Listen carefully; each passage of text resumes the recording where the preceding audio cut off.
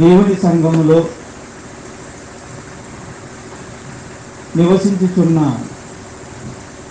మా ప్రియమైన పరలోక తండ్రి, మీ మహిమగల నామానికి కృతజ్ఞతాస్తుతులు స్తోత్రాలు చెల్లిస్తున్నాం. మీ యొక్క మహిమగల ఐశ్వర్య కృపను మా ఎడల చూపించి ఈ మానవుల్ని రక్షించడానికి అనాదిలోనే ప్రణాళికను కలిగిన మా తండ్రి, మమ్మల్ని క్రీస్తు యేసు వారి ద్వారా రక్షించడానికి ప్రయత్నం చేసిన ప్రేమ స్వరూపి మీకు స్తోత్రాలు. మీ ప్రయత్నాన్ని, మీ రక్షణ సువార్తని ఈరోజు వివరించడానికి ప్రయత్నిస్తూ ఉండగా అర్థం చేసుకోగలిగేటువంటి శక్తిని వినివారికి దయచేయండి. అలాగే దాన్ని చక్కగా వివరించుటకు నాకును చక్కటి అవగాహన, వాక్శక్తిని, అలాగే నిలబడగలిగే శక్తిని, మాట్లాడగలిగే శక్తిని దయచేయమని క్రీస్తు వారి పరిశుద్ధమైన నామములో ప్రార్థిస్తున్నాం తండ్రి. ఆమేన్.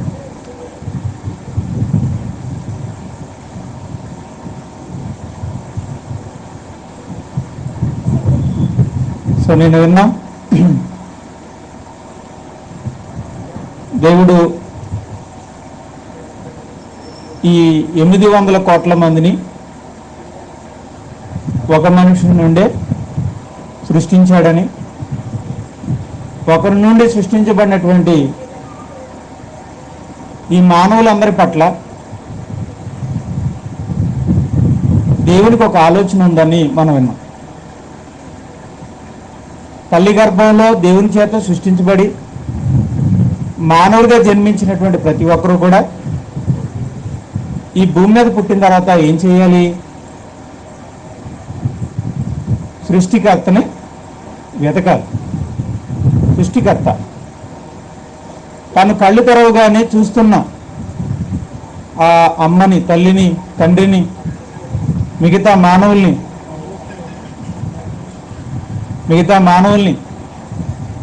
అలాగే కనిపిస్తున్న సూర్యుడిని, చంద్రుణ్ణి, ఆకాశాన్ని, ఈ భూమిని, సమస్త జీవరాశుల్ని సృష్టించింది ఎవరు? ఆ సృష్టికర్త ఎవరు అనేది వెతకాలి. వెతికి కనుగోవాలి.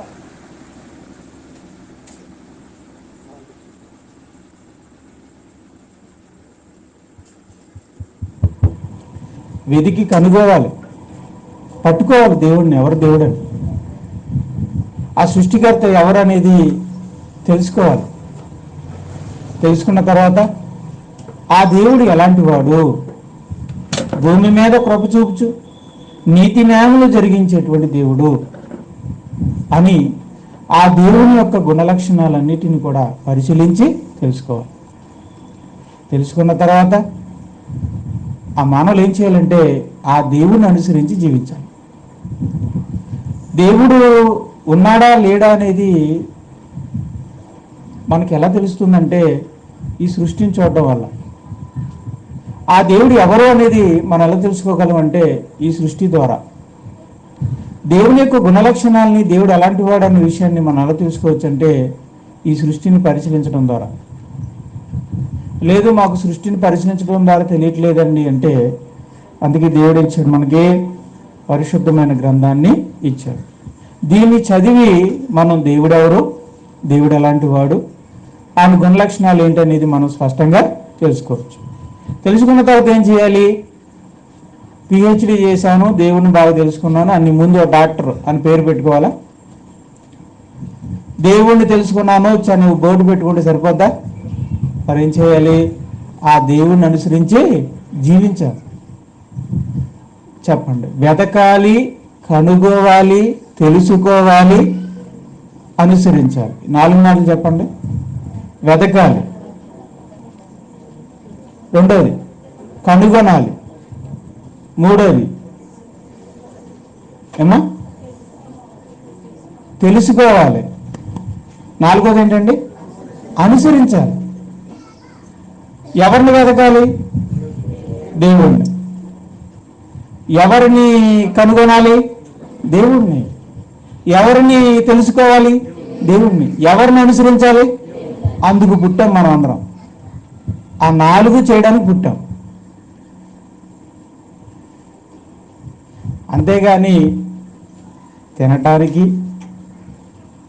తిరగడానికి, నిద్రపోవడానికి, పనికి వెళ్ళడానికి ఈ 4టికి మనం పుట్టలేదు. అంటే ఇవి చేయకూడదా అంటే ఇవి చేయకూడదని ఇంక అంటలేదు. ఇవి మనకు అవసరం. కానీ ఈ 4 కోసం మనం పుట్టలేదు. మనం బ్రతకడానికి ఈ 4 చేయాలి. కానీ మనం ఎందుకు బ్రతుకుతున్నాం అది చెప్తున్నాను. మనం బ్రతకడానికి పనికి వెళ్ళాలి, ఆ పని ద్వారా భోంచేయాలి, అరగడానికి తిరగాలి, విశ్రాంతి కోసం రాత్రిపూటలు నిద్రపోవాలి. ఎందుకోసం ఇది? కష్టపడడం, తినడం, తిరగడం, నిద్రపోవడం. ఈ 4 దేనికోసం? బ్రతకడానికి. మరి ఎందుకు బ్రతకాలి 60 సంవత్సరాలు? ఎందుకు బ్రతకాలి మనం? ఎందుకు ఈ ఆయుష్కాలం? ఎందుకోసం ఇలా జీవించాలి? ఆ 4 కోసం. ఈ 4 దేవుణ్ణి వెతకటం, దేవుణ్ణి కనుగొనడం, దేవుణ్ణి తెలుసుకోవడం, దేవుణ్ణి అనుసరించడం. అది మనుషులందరూ మీతో సహా, నాతో సహా అందరం ఒక 4 మాత్రం ఖచ్చితంగా పాటిస్తాం. ఏంటది?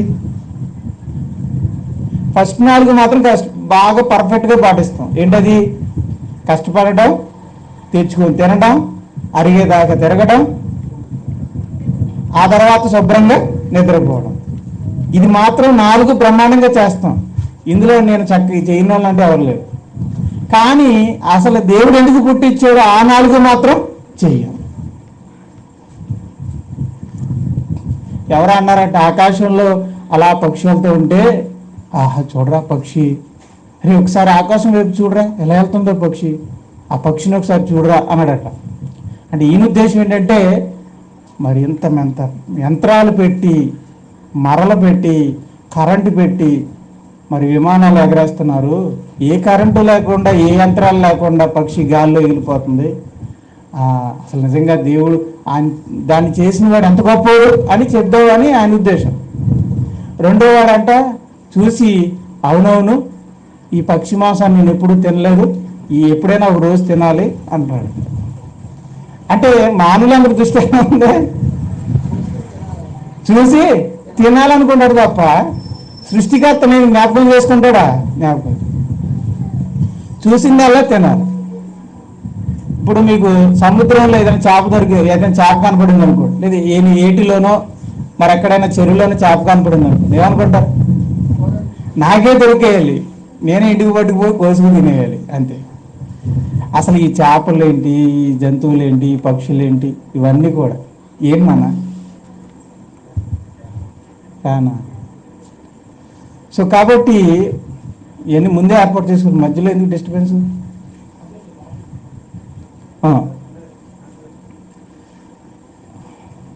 ఎక్కడున్నాం మనం?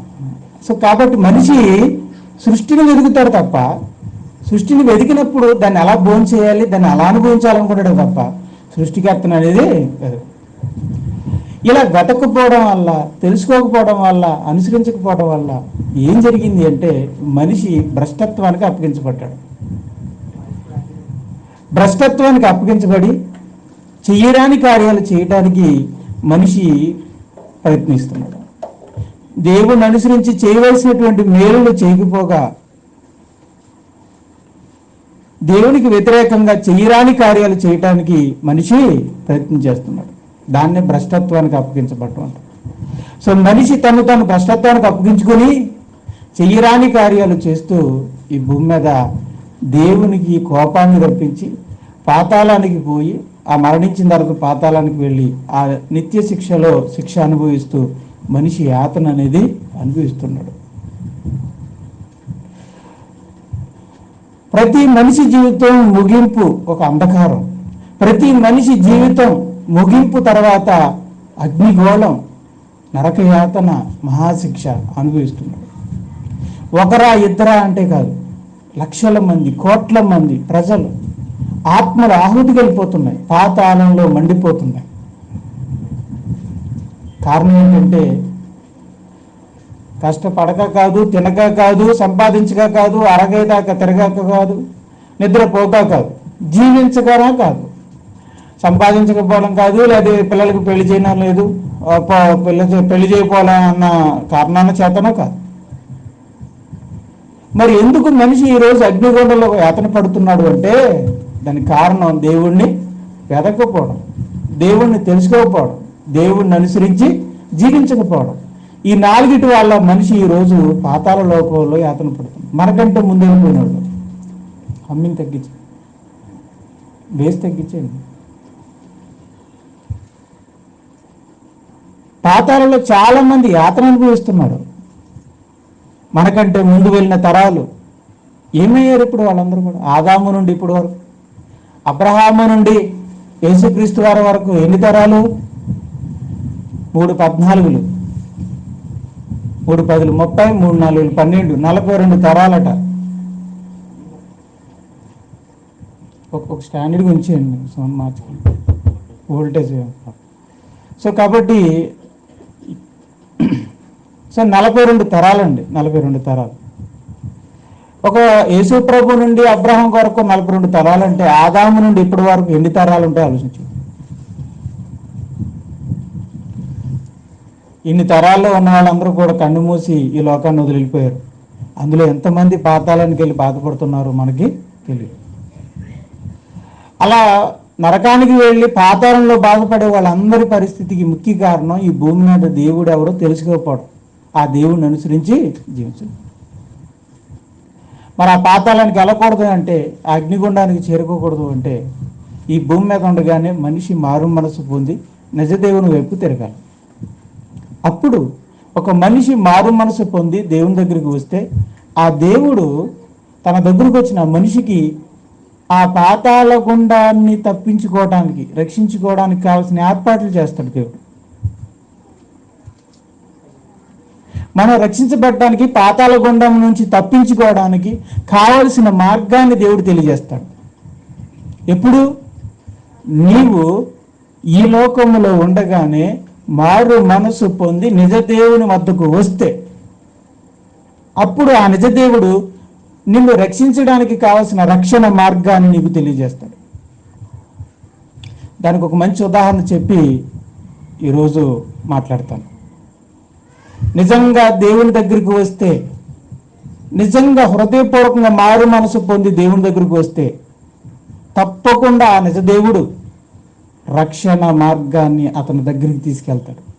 తప్పకుండా మీ మార్పు నిజమైనది అయితే, మీ మారు మనసు నిజంగా సరైనది అయితే, మీరు హృదయపూర్వకంగా ఆ నిజదేవుడి దగ్గరికి వస్తే ఖచ్చితంగా మీరు రక్షించబడడానికి కావలసిన ఏర్పాట్లు దేవుడు మీ దగ్గరికే తీసుకొస్తాడు. అందుకు మంచి ఉదాహరణ మనకి బైబిల్లో ఉంది. ఆ విషయాన్ని మనం చూద్దాం. అందరూ కూడా అపోస్తుల కార్యాలు తీయండి.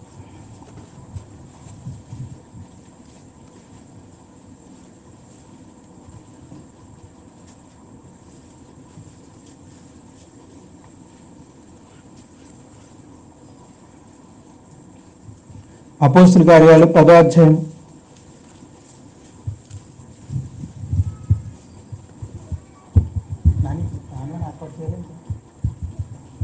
వేరే ఫ్యాన్ ఉందా? సరే చూడండి, ఇది వచ్చి అపోస్తుల కార్యాలు 10వ అధ్యాయము 1వ వచనం నుంచి చూడండి.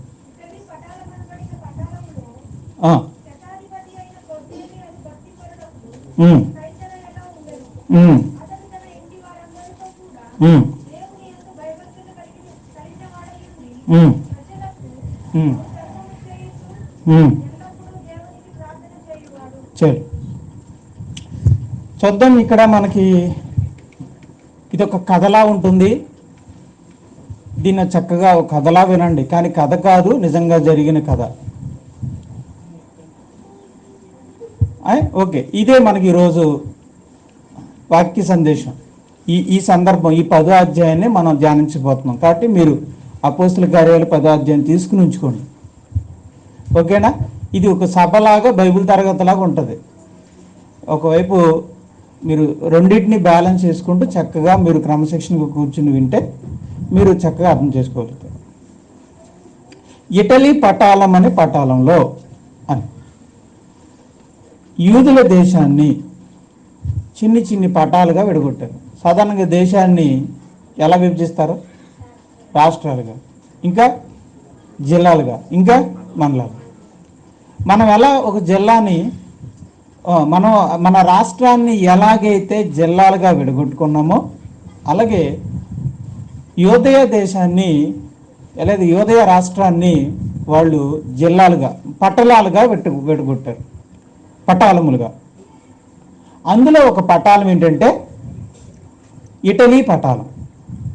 ఏ పటాలం అంటే ఇటలీకి సంబంధించిందని కాదు, దాని పేరే ఇటలీ పటాలం. కానీ అది ఏ దేశంలో ఉంది? యూదా దేశంలో ఉంది.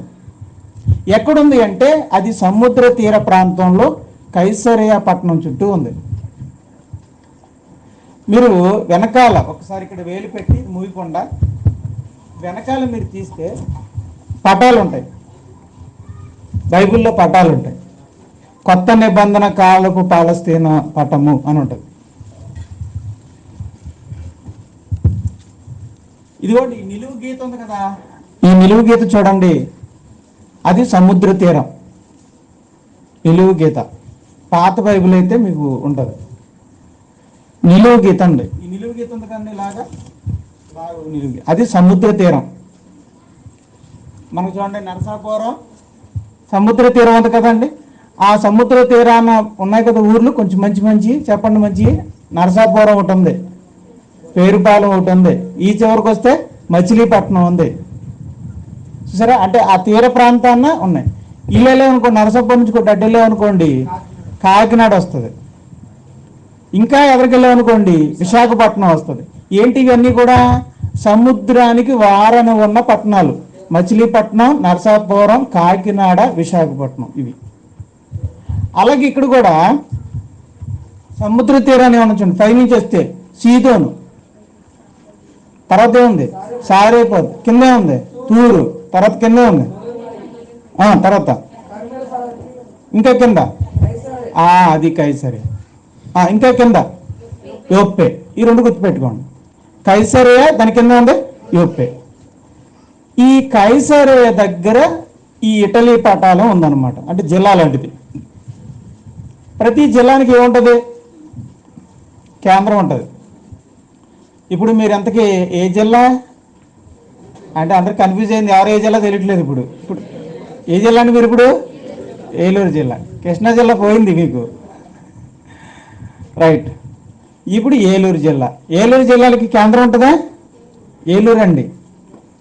భీమవరానికి అదే మర్చిపోయాను, పశ్చిమ గోదావరి జిల్లాకి ఏది ముఖ్య కేంద్రం? భీమవరం.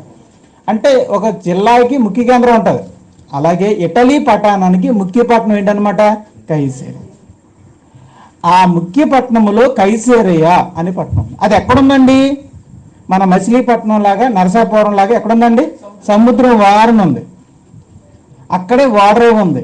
మీకు గుర్తుందో లేదో, యోనా గారు వాడెక్కి సముద్రం మీద వెళ్ళాడే, ఇక్కడే ఎక్కాడు, కైసరేలోనే. కైసరేలో రేవేచ్చి అంటే టికెట్ కొనుక్కుని వాడెక్కాడు. ఓకేనండి, రైట్. అంటే ఇక్కడ ఏముందన్నమాట? కైసరేలో వాటర్ కూడా ఉంది. ఏం కూడా ఉంది? వాటర్ కూడా ఉంది. అంత వాటర్ ఉందంటే అది చాలా ముఖ్యమైన పట్టణం అని ఆలోచించుకోండి. మంచి పెద్ద పట్టణం, డబ్బులున్న పట్టణం అని మీరు గుర్తుపెట్టుకోవాలి. ఎందుకంటే ఎక్కడ వాటర్ ఉంటుందో అక్కడ వ్యాపారాలు ఉంటాయి. ఎక్కడైతే వ్యాపారాలు ఉంటాయో అక్కడ అభివృద్ధి, కాస్త డబ్బు, హోదా, అంతస్తులు అన్నీ అక్కడ తల తూగుతూ ఉంటాయి. అలాంటి గొప్ప పట్టణంలో ఒక అధికారి ఉన్నాడు, సైన్యాధికారి, శతాధిపతి. అంటే 100 మంది సైనికుల మీద ఆఫీసర్. ఏదో అంటారండి వాళ్ళని, ఇది వాళ్ళ పేరు, వాళ్ళకు ఉంటాయి పేర్లు, బిరుదులు. మేజర్ అనో లేకపోతే కమాండర్ అనో ఇవి ఉంటాయి. మొత్తం మీద మనకు బైబిల్లో ఇచ్చిన పేరు ఏంటండి? శతాధిపతి. ఆయన అది డ్యూటీ పేరు. ఇంతకీ ఆయన అసలు పేరు ఏంటండి? కొర్నేల్. ఈ కొర్నేల్ అని ఆయన ఆ ఇటలీ పట్టణమునకు శతాధిపతిగా నియమించబడ్డాడు. అంటే 100 మంది సైనికుల మీద ఒక అధికారిగా నియమించబడ్డాడు. ఆయన ఒక ఆఫీసర్. ఒక సోల్జర్ ఆఫీసర్, ఒక సైనిక అధికారి. అతడు ఒక అన్యుడు. రోమీలు అతన్ని తీసుకొచ్చి ఇక్కడ నియమించారు. అతను యాక్చువల్గా యూదయ దేశానికి చెందినవాడు కాదు, వేరే దేశానికి చెందినవాడు. ఆయన పరీక్షలో పాస్ అయితే ఆయన సైనికాధికారిగా ఇక్కడ నియమించారన్నమాట. ఇక్కడ డ్యూటీ వచ్చింది. ఇక్కడ ఉద్యోగం చేసుకుంటూ ఈ యూదుల మధ్య ఉద్యోగం చేసుకుంటూ రోమా ప్రభుత్వానికి సేవ చేస్తూ ఉన్నాడు కొంతకాలం. ఉండి తర్వాత ఏమైందంటే అతడు యూదులను చూశాడు. ఆ యూదులు కొలిచే దేవుని చూశాడు. ఆ దేవుణ్ణి చూశాక అప్పుడు అర్థమైంది, ఈయనే నిజమైన దేవుడు, ఇశ్రాయేలు దేవుడే నిజమైన దేవుడు, యూదులు ఆరాధించే దేవుడే నిజమైన దేవుడని గ్రహించాడు. అంటే అన్ని చేయడిన ఆయన తాను నమ్మిన దేవుడే నిజమైన దేవుడని భీష్మించుకుని కూర్చోకుండా ఏం చేశాడు, అసలు దేవుడెవరు అని వెతికాడు. అలా వెతికినప్పుడు ఆ దేవుడు దొరికాడు. యోధా దేశంలో యూదులు ఆరాధించే దేవుడిగా ఆయన కనుగొనబడ్డాడు. ఆహా, ఇప్పుడు దాకా నేను ఎవరెవరినో అనుకున్నాను, నిజమైన దేవుడు ఇశ్రాయేలు ఆరాధించే దేవుడు, అబ్రహాం, ఇస్సాకు, యాకోబుల దేవుడే ఇదిగో ఈ సృష్టిని సృష్టించిన దేవుడు అని గ్రహించుకున్నాడు. అంటే వెతికాడా లేదా? వెతికితే పట్టుకున్నాడా లేదా? అది పట్టుకుని తన అన్య స్థితిని, ఆ అన్యజనుడిగా ఉండే స్థితిని వదిలేసి దేవుని వద్దకు వచ్చాడు. అదే మారు మనసు అంటే. గతకాలపు స్థితిని, నమ్మకాలని, విశ్వాసాన్ని వదిలిపెట్టి నిజ దేవుడి దగ్గరకు వచ్చి ఆ నిజ దేవుడి పట్ల భయభక్తులు కలిగి జీవిస్తున్నాడు. మారు మనసు పొంది ఎక్కడికి వచ్చాడు? నిజ దేవుని దగ్గరికి వచ్చాడు. అది ఫస్ట్ పాయింట్ అండి. నేనేం చెప్పాను ఈరోజు? ఎవరైతే మారు మనసు పొంది నిజ దేవుడి దగ్గరికి వస్తారో వాళ్ళు రక్షించబడటానికి కావలసిన మార్గాన్ని దేవుడు వారికి ఏర్పరుస్తాడు. అది మన టాపిక్ ఈరోజు. ఇప్పుడు నిజ దేవుణ్ణి మారు మనసు పొంది నిజ దేవుణ్ణి ఎదుక్కుంటూ దగ్గరికి వచ్చిన వ్యక్తి ఎవరో? కొర్నేలు. అయితే ఈ దేవుడు ఈయన కొరకు రక్షణ మార్గాన్ని సిద్ధపరుస్తాడా పరిచాడా అనేది చూద్దాం. ముందుగా ఈయన పరిస్థితి చూద్దాం. ఈయన ఎవరండి? ఈయన మళ్ళీ చెప్పండి. ఇటలీ పటాలంలో శతాధిపతి. ఈయన ఏ ఊర్లో ఉండేవాడు? కైసరేలో ఉండేవాడు. శతాధిపతి అంటే ఆఫీసరా లేకపోతే కింద పనిచేసేవాడా? ఆఫీసర్ అంటే మా అంటే జీతం 1000-10,000 వస్తాయంటారా, ₹1,00,000 వస్తాయంటారా? ఆ రోజుల్లో. ఈ రోజుల్లో చెప్పుకోవాలంటే ₹1,00,000 వస్తాయంటారా? వస్తాయి రావండి. అంటే నెలకి ₹1,00,000 వస్తాయి ఈ రోజుల్లో. అదే ఆఫీసర్గా ఉంటే ఎంత వస్తాయండి? ₹1,00,000 శాలరీలు వస్తాయి. అంటే ₹1,00,000 జీతాలు తీసుకుంటున్న ప్రభుత్వ ఉద్యోగి ఆయన. అంతంత లక్షల డబ్బులు వస్తున్నా ఆయన ఏం చేస్తున్నాడు? మరి విశ్వాసపరంగా ఆయన ఎలా ఉన్నాడు చెప్పండి? విశ్వాసపరంగా దేవుని ఎడల భయభక్తులు కలిగి అనుదినము ఏం చేస్తాడు? ఎల్లప్పుడూ ప్రార్థన చేయొచ్చు, ధర్మకార్యములు చేయొచ్చు. ఆగున్నాను అక్కడ. మీరు అందరూ మళ్ళీ అపోస్తుల కార్యాలు 10వ అధ్యాయానికి వచ్చాను.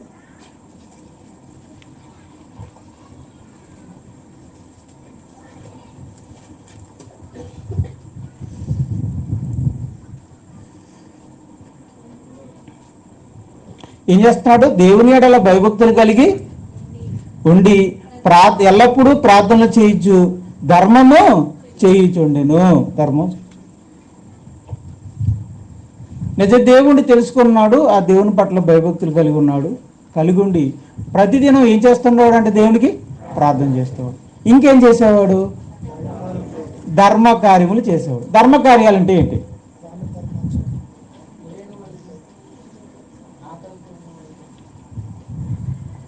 ధర్మం అంటే ఏంటండి? లేని వాళ్ళకి ఇవ్వటం, అక్కర్లో వారికి సహాయం చేయటం, పేదవాళ్లకు, అనాథలకు, విధవరాండ్రులకు చెయ్యూతనివ్వడం, సహాయం చేయడం, వాళ్ళ అక్కరిని తీర్చడాన్ని ఏమంటారు? ధర్మము అంటారు. అది చేసేవాడు.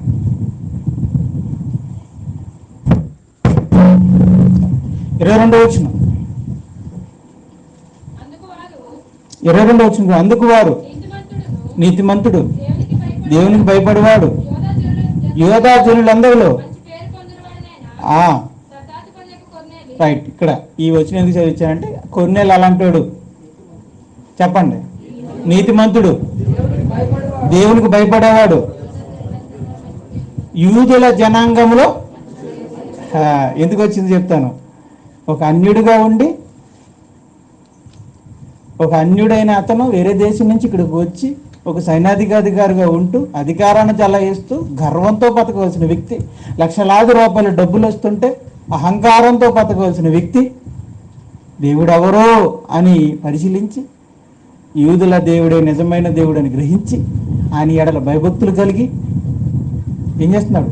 ప్రార్థన చేస్తూ, అక్కర్లో ఉన్న వారికి ధర్మం చేస్తూ భక్తిగా జీవిస్తున్నాడు కదా. భక్తిగా జీవిస్తున్నాడు కదా. ఇంతకీ నిజ దేవుడు అంటే ఎవరో తెలిసిన యూదులు అలా బతుకుతున్నారా? ఏమంటే బాధగట్లేదు. శాస్త్రులు పరిశీలన నీతి కథలు చెప్తున్నాడు, ఆయన దానధర్మాలు చేస్తున్నారా? చెయ్యట్లేదు.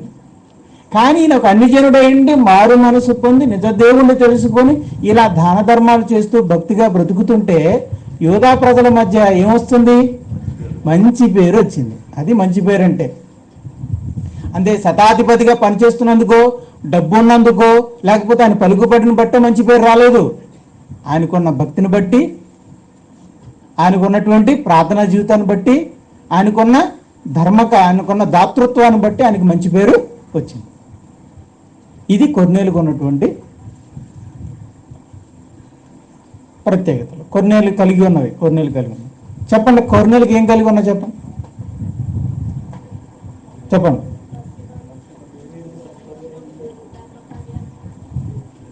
దేవుని వల్ల ఏం కలిగి ఉన్నాడు? దేవునికి ఎప్పుడు ప్రార్థన చేస్తుండేవాడు, ధర్మకార్యాలు చేస్తుండేవాడు, నీతిమంతుడు, దేవునికి భయపడేవాడు. ఏ విషయంలో మంచి పేరు ఇచ్చింది? లోకం విషయంలోనా, దేవుని విషయంలోనా? దేవుని విషయంలో ప్రజలందరి మధ్య ఏమొచ్చింది? మంచి పేరు వచ్చింది. ఓకే, అదండి. ఇతను ఇలా భక్తిగా ఉండి ప్రార్థనలు చేస్తుంటే, ధర్మకార్యాలు చేస్తుంటే, ఈ ప్రార్థనలు ధర్మకార్యాలు ఎక్కడికి వెళ్ళాయట? దేవుని దగ్గర. అది 4వ వచనం చూడండి.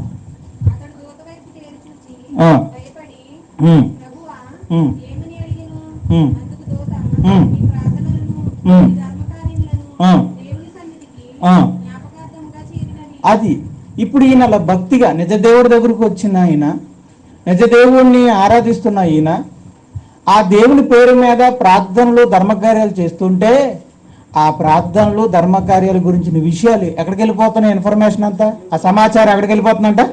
దేవుని దగ్గరికి వెళ్ళిపోతుంది.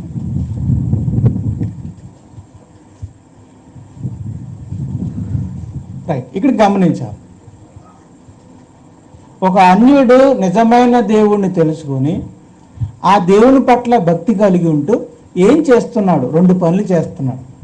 ఏంటా పని? ప్రార్థన చేయటం, ఇంకోటి ధర్మకార్యాలు చేయటం.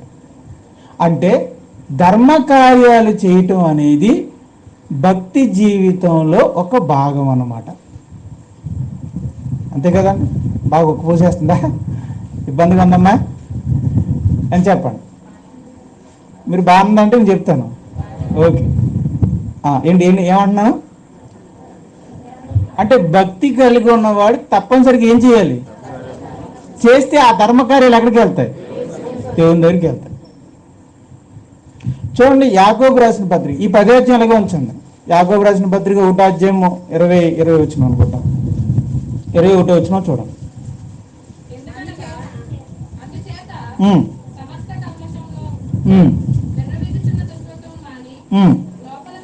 కాదు నన్ను కింద ఆఖరు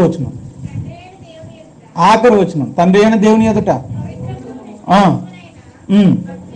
భక్తియే గనక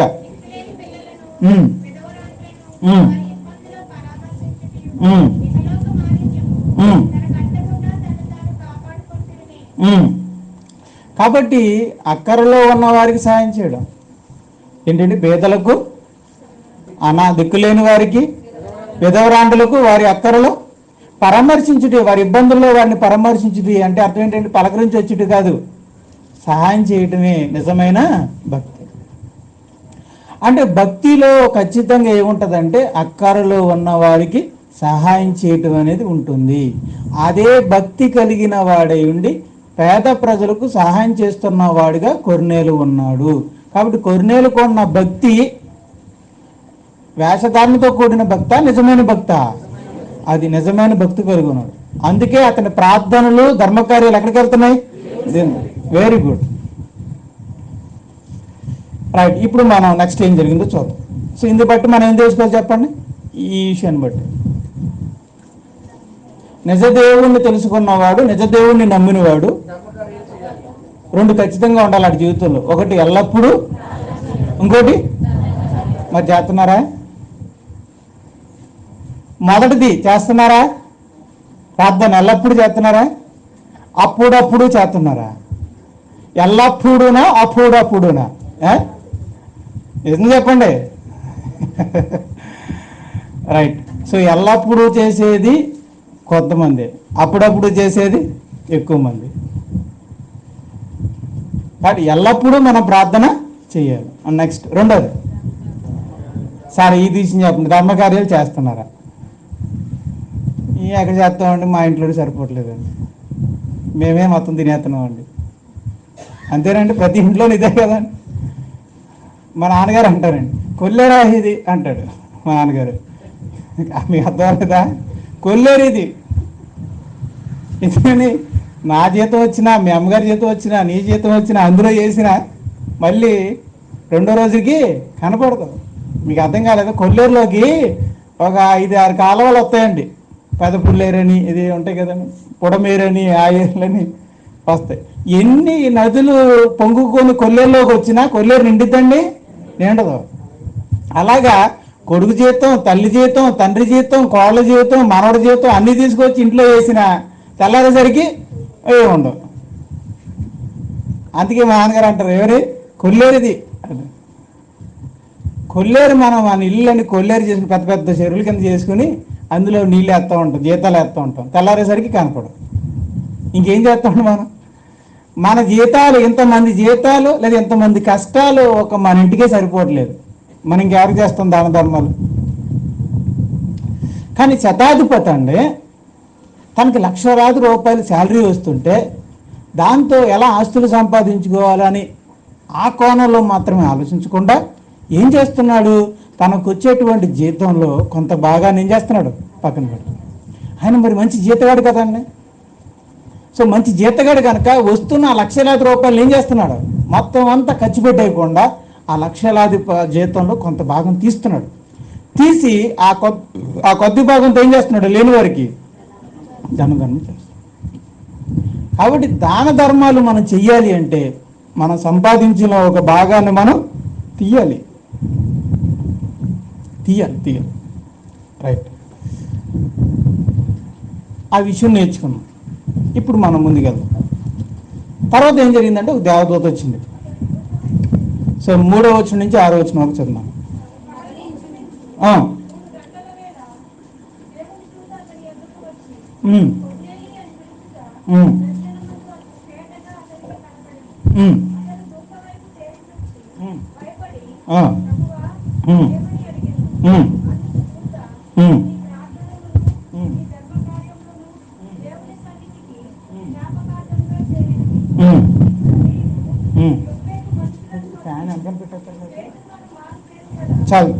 చదువు. సీమోనును పిలిపించు.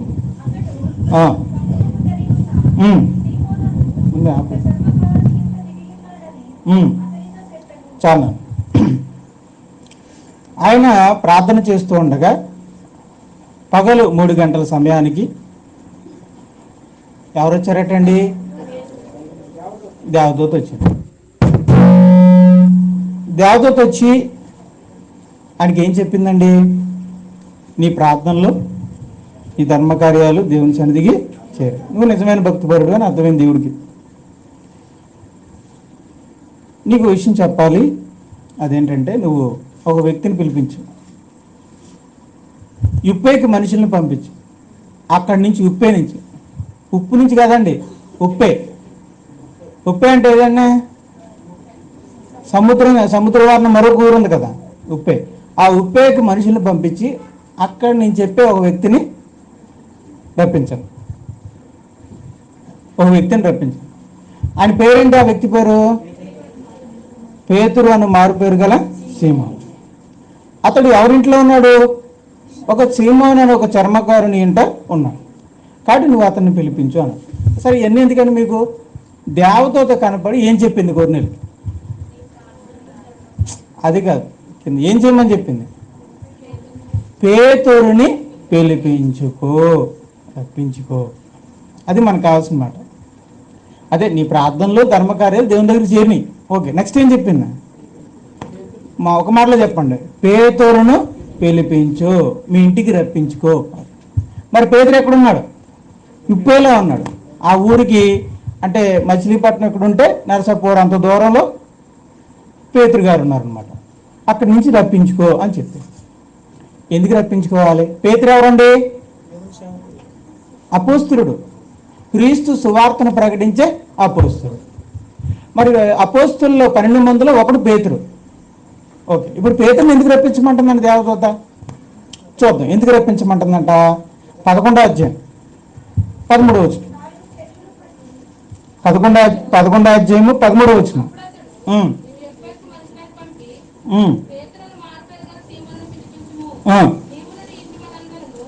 వెనక రావట్లేదా?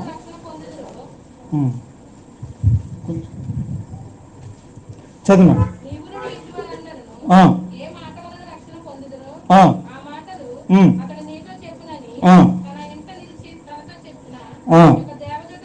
చాలు. ఇప్పుడు పేతురుని ఎందుకు రప్పించమంటున్నాడు అంటే, ఏ మాటల వలన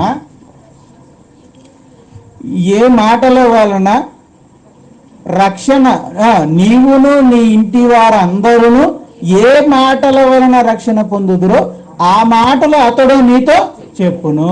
అందుకు రప్పించుకో అంటే పేతురు నువ్వు రప్పిస్తే ఆయన వచ్చి నీవు నీ ఇంటి వారు రక్షించబడటానికి ఏ మాటలైతే కావాలో ఆ మాటలు చెప్తాడు.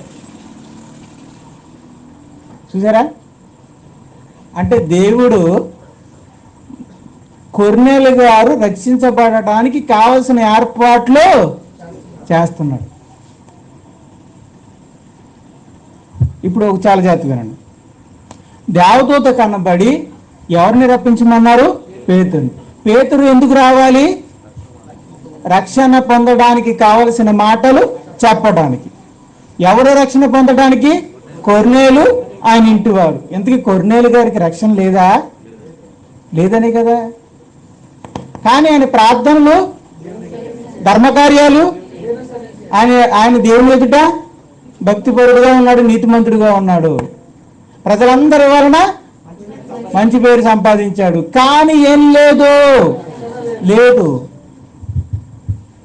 రక్షణ లేదు. అంటే రక్షణకి ఇది సరిపోదన్నమాట.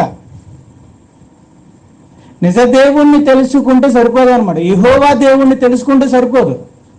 యెహోవా దేవుని అట్లా భయభక్తులు కలిగి ఉండి ఆయనకు ప్రార్థన చేస్తూ దాన ధర్మ కార్యాలు చేసుకుంటూ నీతిగా బ్రతికితే సరిపోదన్నమాట. రక్షణ రాదనే కదా. ఇంకేదో రక్షణ పొందాలి అంటే ఇంకేదో వినాలి, చెయ్యాలి. చాలామంది ఏమనుకుంటారంటే మా నీతి కార్యాలు, నేను దేవుని పట్ల నీతిగా ఉన్నాను, నమ్మకంగా ఉన్నాను, నేను పరలోకానికి వెళ్ళిపోతాను అనుకుంటారు. ఎవరైనా నమ్మి బాప్తీసం పొందొచ్చు కదా అంటే ఏమంటారండి చాలామంది, నేను కలలో కూడా ఎవరికి అపాయం చేయలేదు, నేను ఎవరికి ఏ పాపం చేయలేదు, నువ్వేం కంగారు పడకు, నేను పరలోకానికి వెళ్తాను అని మనకు ధైర్యం చెప్తారు కొంతమంది. నాయనా, నీ మంచితనము, నీ దాన ధర్మ కార్యాలు ఇవన్నీ నిన్ను పరలోకానికి చేర్చవు నాయనా.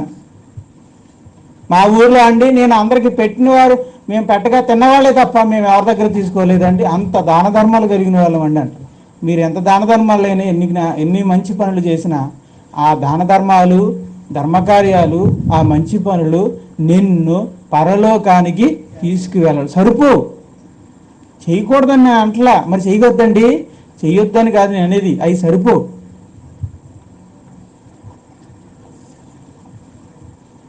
అవి నిన్ను దేవుని దృష్టిలో పడేలా చేస్తాయి. వెరీ గుడ్, అది కరెక్ట్.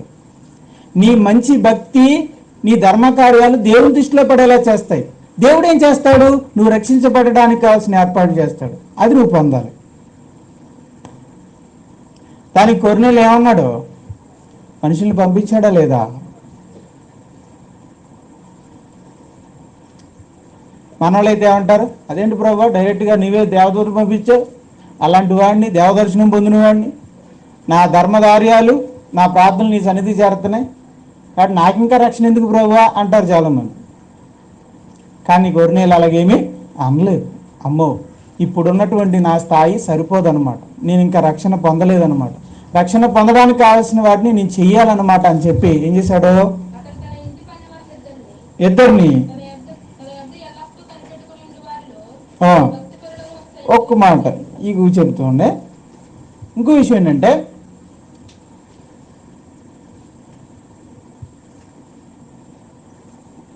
పేతురుని ఎందుకు రప్పించమన్నారండి? జాగ్రత్తగా అండి. ఆయన ఇంటి వారు రక్షణ పొందడానికి కావలసిన మాటలు చెప్పడం. జాగ్రత్తగా నమ్మ. ఇక్కడ ఆ మాటలేదు దేవదూత చెప్పేచ్చు కదా. ఆ మాటలు దేవదూత చెప్పేచ్చు కదా. ఎలాగో వచ్చిందిగా, కష్టపడు. ఎక్కడి నుంచి వచ్చింది? పరలోకం నుంచి వచ్చింది. పరలోకం నుంచి వచ్చి ఆ మాటలేదు దేవదూత చెప్పేచ్చు కదా. మరి పక్క ఊర్లో ఎక్కడో ఉన్న పేతురు రప్పించాల్సిన అవసరం ఏంటి?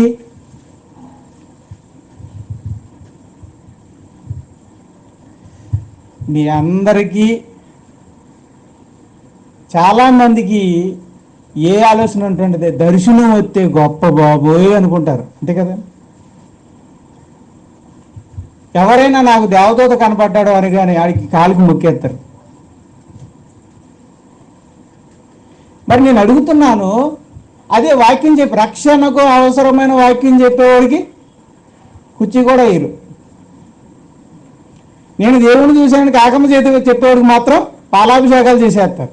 అదే రక్షణకు అవసరమైన మాటలు చెప్పేవాడు మాత్రం వచ్చే అమ్మ వందనాలమ్మ అంటే అని కనీసం కుర్చీ కూడా వేయరు. వందనాలకి సరిగ్గా మళ్ళీ తిరిగి వందనాలు కూడా చెప్పరు. అర్థమవుతుందా మీకు? అర్థమవుతుందా? దర్శనాల ద్వారా, అంటే దర్శనాల ద్వారా రక్షణకు అవసరమైన మాటలు అందవు. దర్శనాలు చూసినంత మాత్రాన రక్షణ రాదు.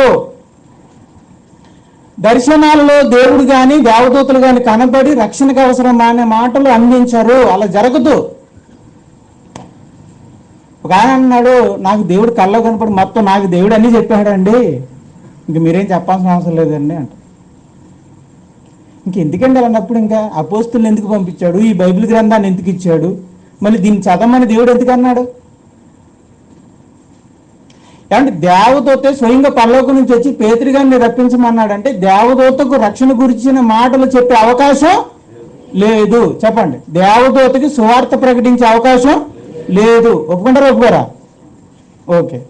ఇప్పుడు అందుకే అవకాశం లేదు కాబట్టి ఆ అవకాశం ఎవరికి ఉంది? పేతురుగా ఉంది. పేతురుకి ఎందుకు ఉంది? అపోస్తులు కాబట్టి. స్వయంగా యేసు ప్రభు అధికారం ఇచ్చి పంపించాడు కాబట్టి మీరే నా రక్షణ సువార్తను ప్రకటించాలని గుర్తుపెట్టుకోండి. దేవదూతని కేవలం పిలిపించుకొని చెప్పించుకోండి అని చెప్పడానికే పంపించాడు. కానీ వచ్చి రక్షణ సువార్తను ప్రకటించాల్సింది ఎవరో? పేతురు గారు, అపోస్తులు. అందుకే పేతురు గారిని రమ్మన్నా. అంటే దేవదూతలకి సువార్తను చెప్పే అవకాశం, దర్శనాల్లో సువార్తలు రావడం ఉండదు. దర్శనాల ద్వారా సువార్త అందదు. ఈరోజు సువార్త అందాలి అంటే సువార్థికుల ద్వారానే అందాలి, లేదంటే బైబిల్ చదవడం ద్వారా తెలియాలి. That is 2 ways. 2 మార్గాలు. ఒకటి బైబిల్ చదివినన్నా తెలుసుకోవాలి, లేదా బైబిల్ చదివిన వాడు సువార్థికుడు చెప్పడం వల్లనైనా మనం తెలుసుకోవాలి. దేవదూతలకు లేదు. గలతీయులకు రాసిన పత్రిక 1వ అధ్యాయం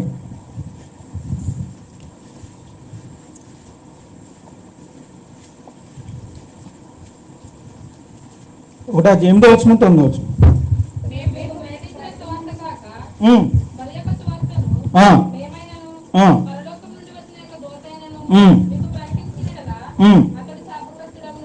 అది మేము ప్రకటించిన ఈ సువార్త, అపోస్తులుగా మేము ప్రకటించిన ఈ సువార్తను కాక మరి ఒక సువార్తని మేమైనా పరలోకము నుండి వచ్చిన ఒక దేవదూతను ప్రకటించిన ఎడల వాడు ఏమవును అంటే, అపోస్తులు చెప్పిన ఈ సువార్తను కాక మరి ఏ సువార్త అయినా దేవదూతలు వచ్చినా దర్శనం వచ్చి చెప్పినా నమ్మాలా నమ్మకూడదా? నమ్మకూడదు. మరి దేన్ని నమ్మాలి? అపోస్తులు చెప్పిన సువార్తనే నమ్మాలి. అపోస్తులు చెప్పిన సువార్త ఎక్కడుంది? బైబిల్లో ఉంది. అంటే ఇప్పుడు మీరు దేన్ని చూడాలి? అయితే బైబిల్లో నుంచి చదివి తెలుసుకోవాలి. సువార్తికుడు అంటే ఏంటి? బైబిల్లో చదివి తెలుసుకున్నవాడు అంతే. అక్కడ ఉంది కాబట్టి తెలుసుకున్నాను, కాబట్టి నేను తెలుసుకోవాలి మీకు చెప్తున్నాను అంతే. నాకు తెలియదు, మీరు చదివినా మీరు బైబిల్ చదివినా మీకు కూడా తెలిసిపోతుంది. నాకేం స్పెషల్గా పైనుంచి కిందకేం రాల బుర్రలోకి. అపోస్తులు రాసిన సువార్తను చదివి నేను తెలుసుకొని మీకు చెప్తున్నాను. నిజంగా మీరు కూర్చుని శ్రద్ధపడి చదివితే మీకు కూడా తెలిసిపోద్ది. కానీ మీకు అంత శ్రద్ధ, అంత ఖాళీ, అంత సమయం మరి అంటే ఉందండి మీకు? అంత బిజీ కదండి. మరి పొద్దున్నే లగ్గానే మరి ఎన్నైనా అండి నైట్ 10ంటికైనా సరే.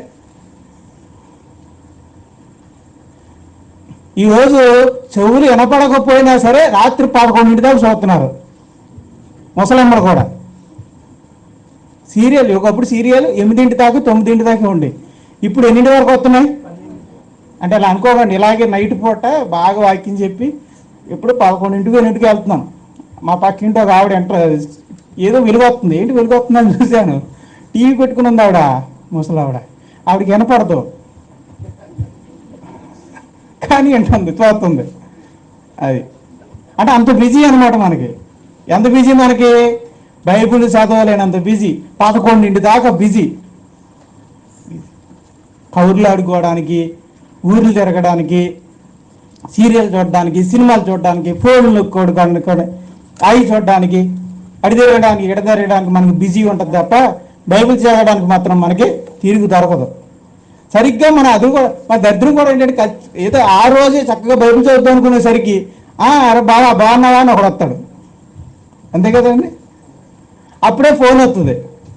సరిగ్గా బాగా అప్పుడే ఇంట్రెస్ట్గా చదువుతాం అనుకునేసరికి పక్కింటి ఒక ఆవిడ వస్తుంది, అమ్మ మరి ఒకసారి ఇలా రామ్మని తీసుకెళ్తాడు, అంతే కదా.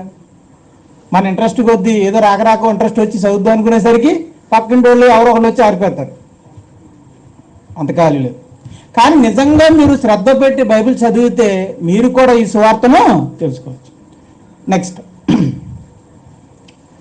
7వ వచనం, రైట్, 7వ వచనం చదివినాను తల్లి. కాదు, ఇది మన లైన్.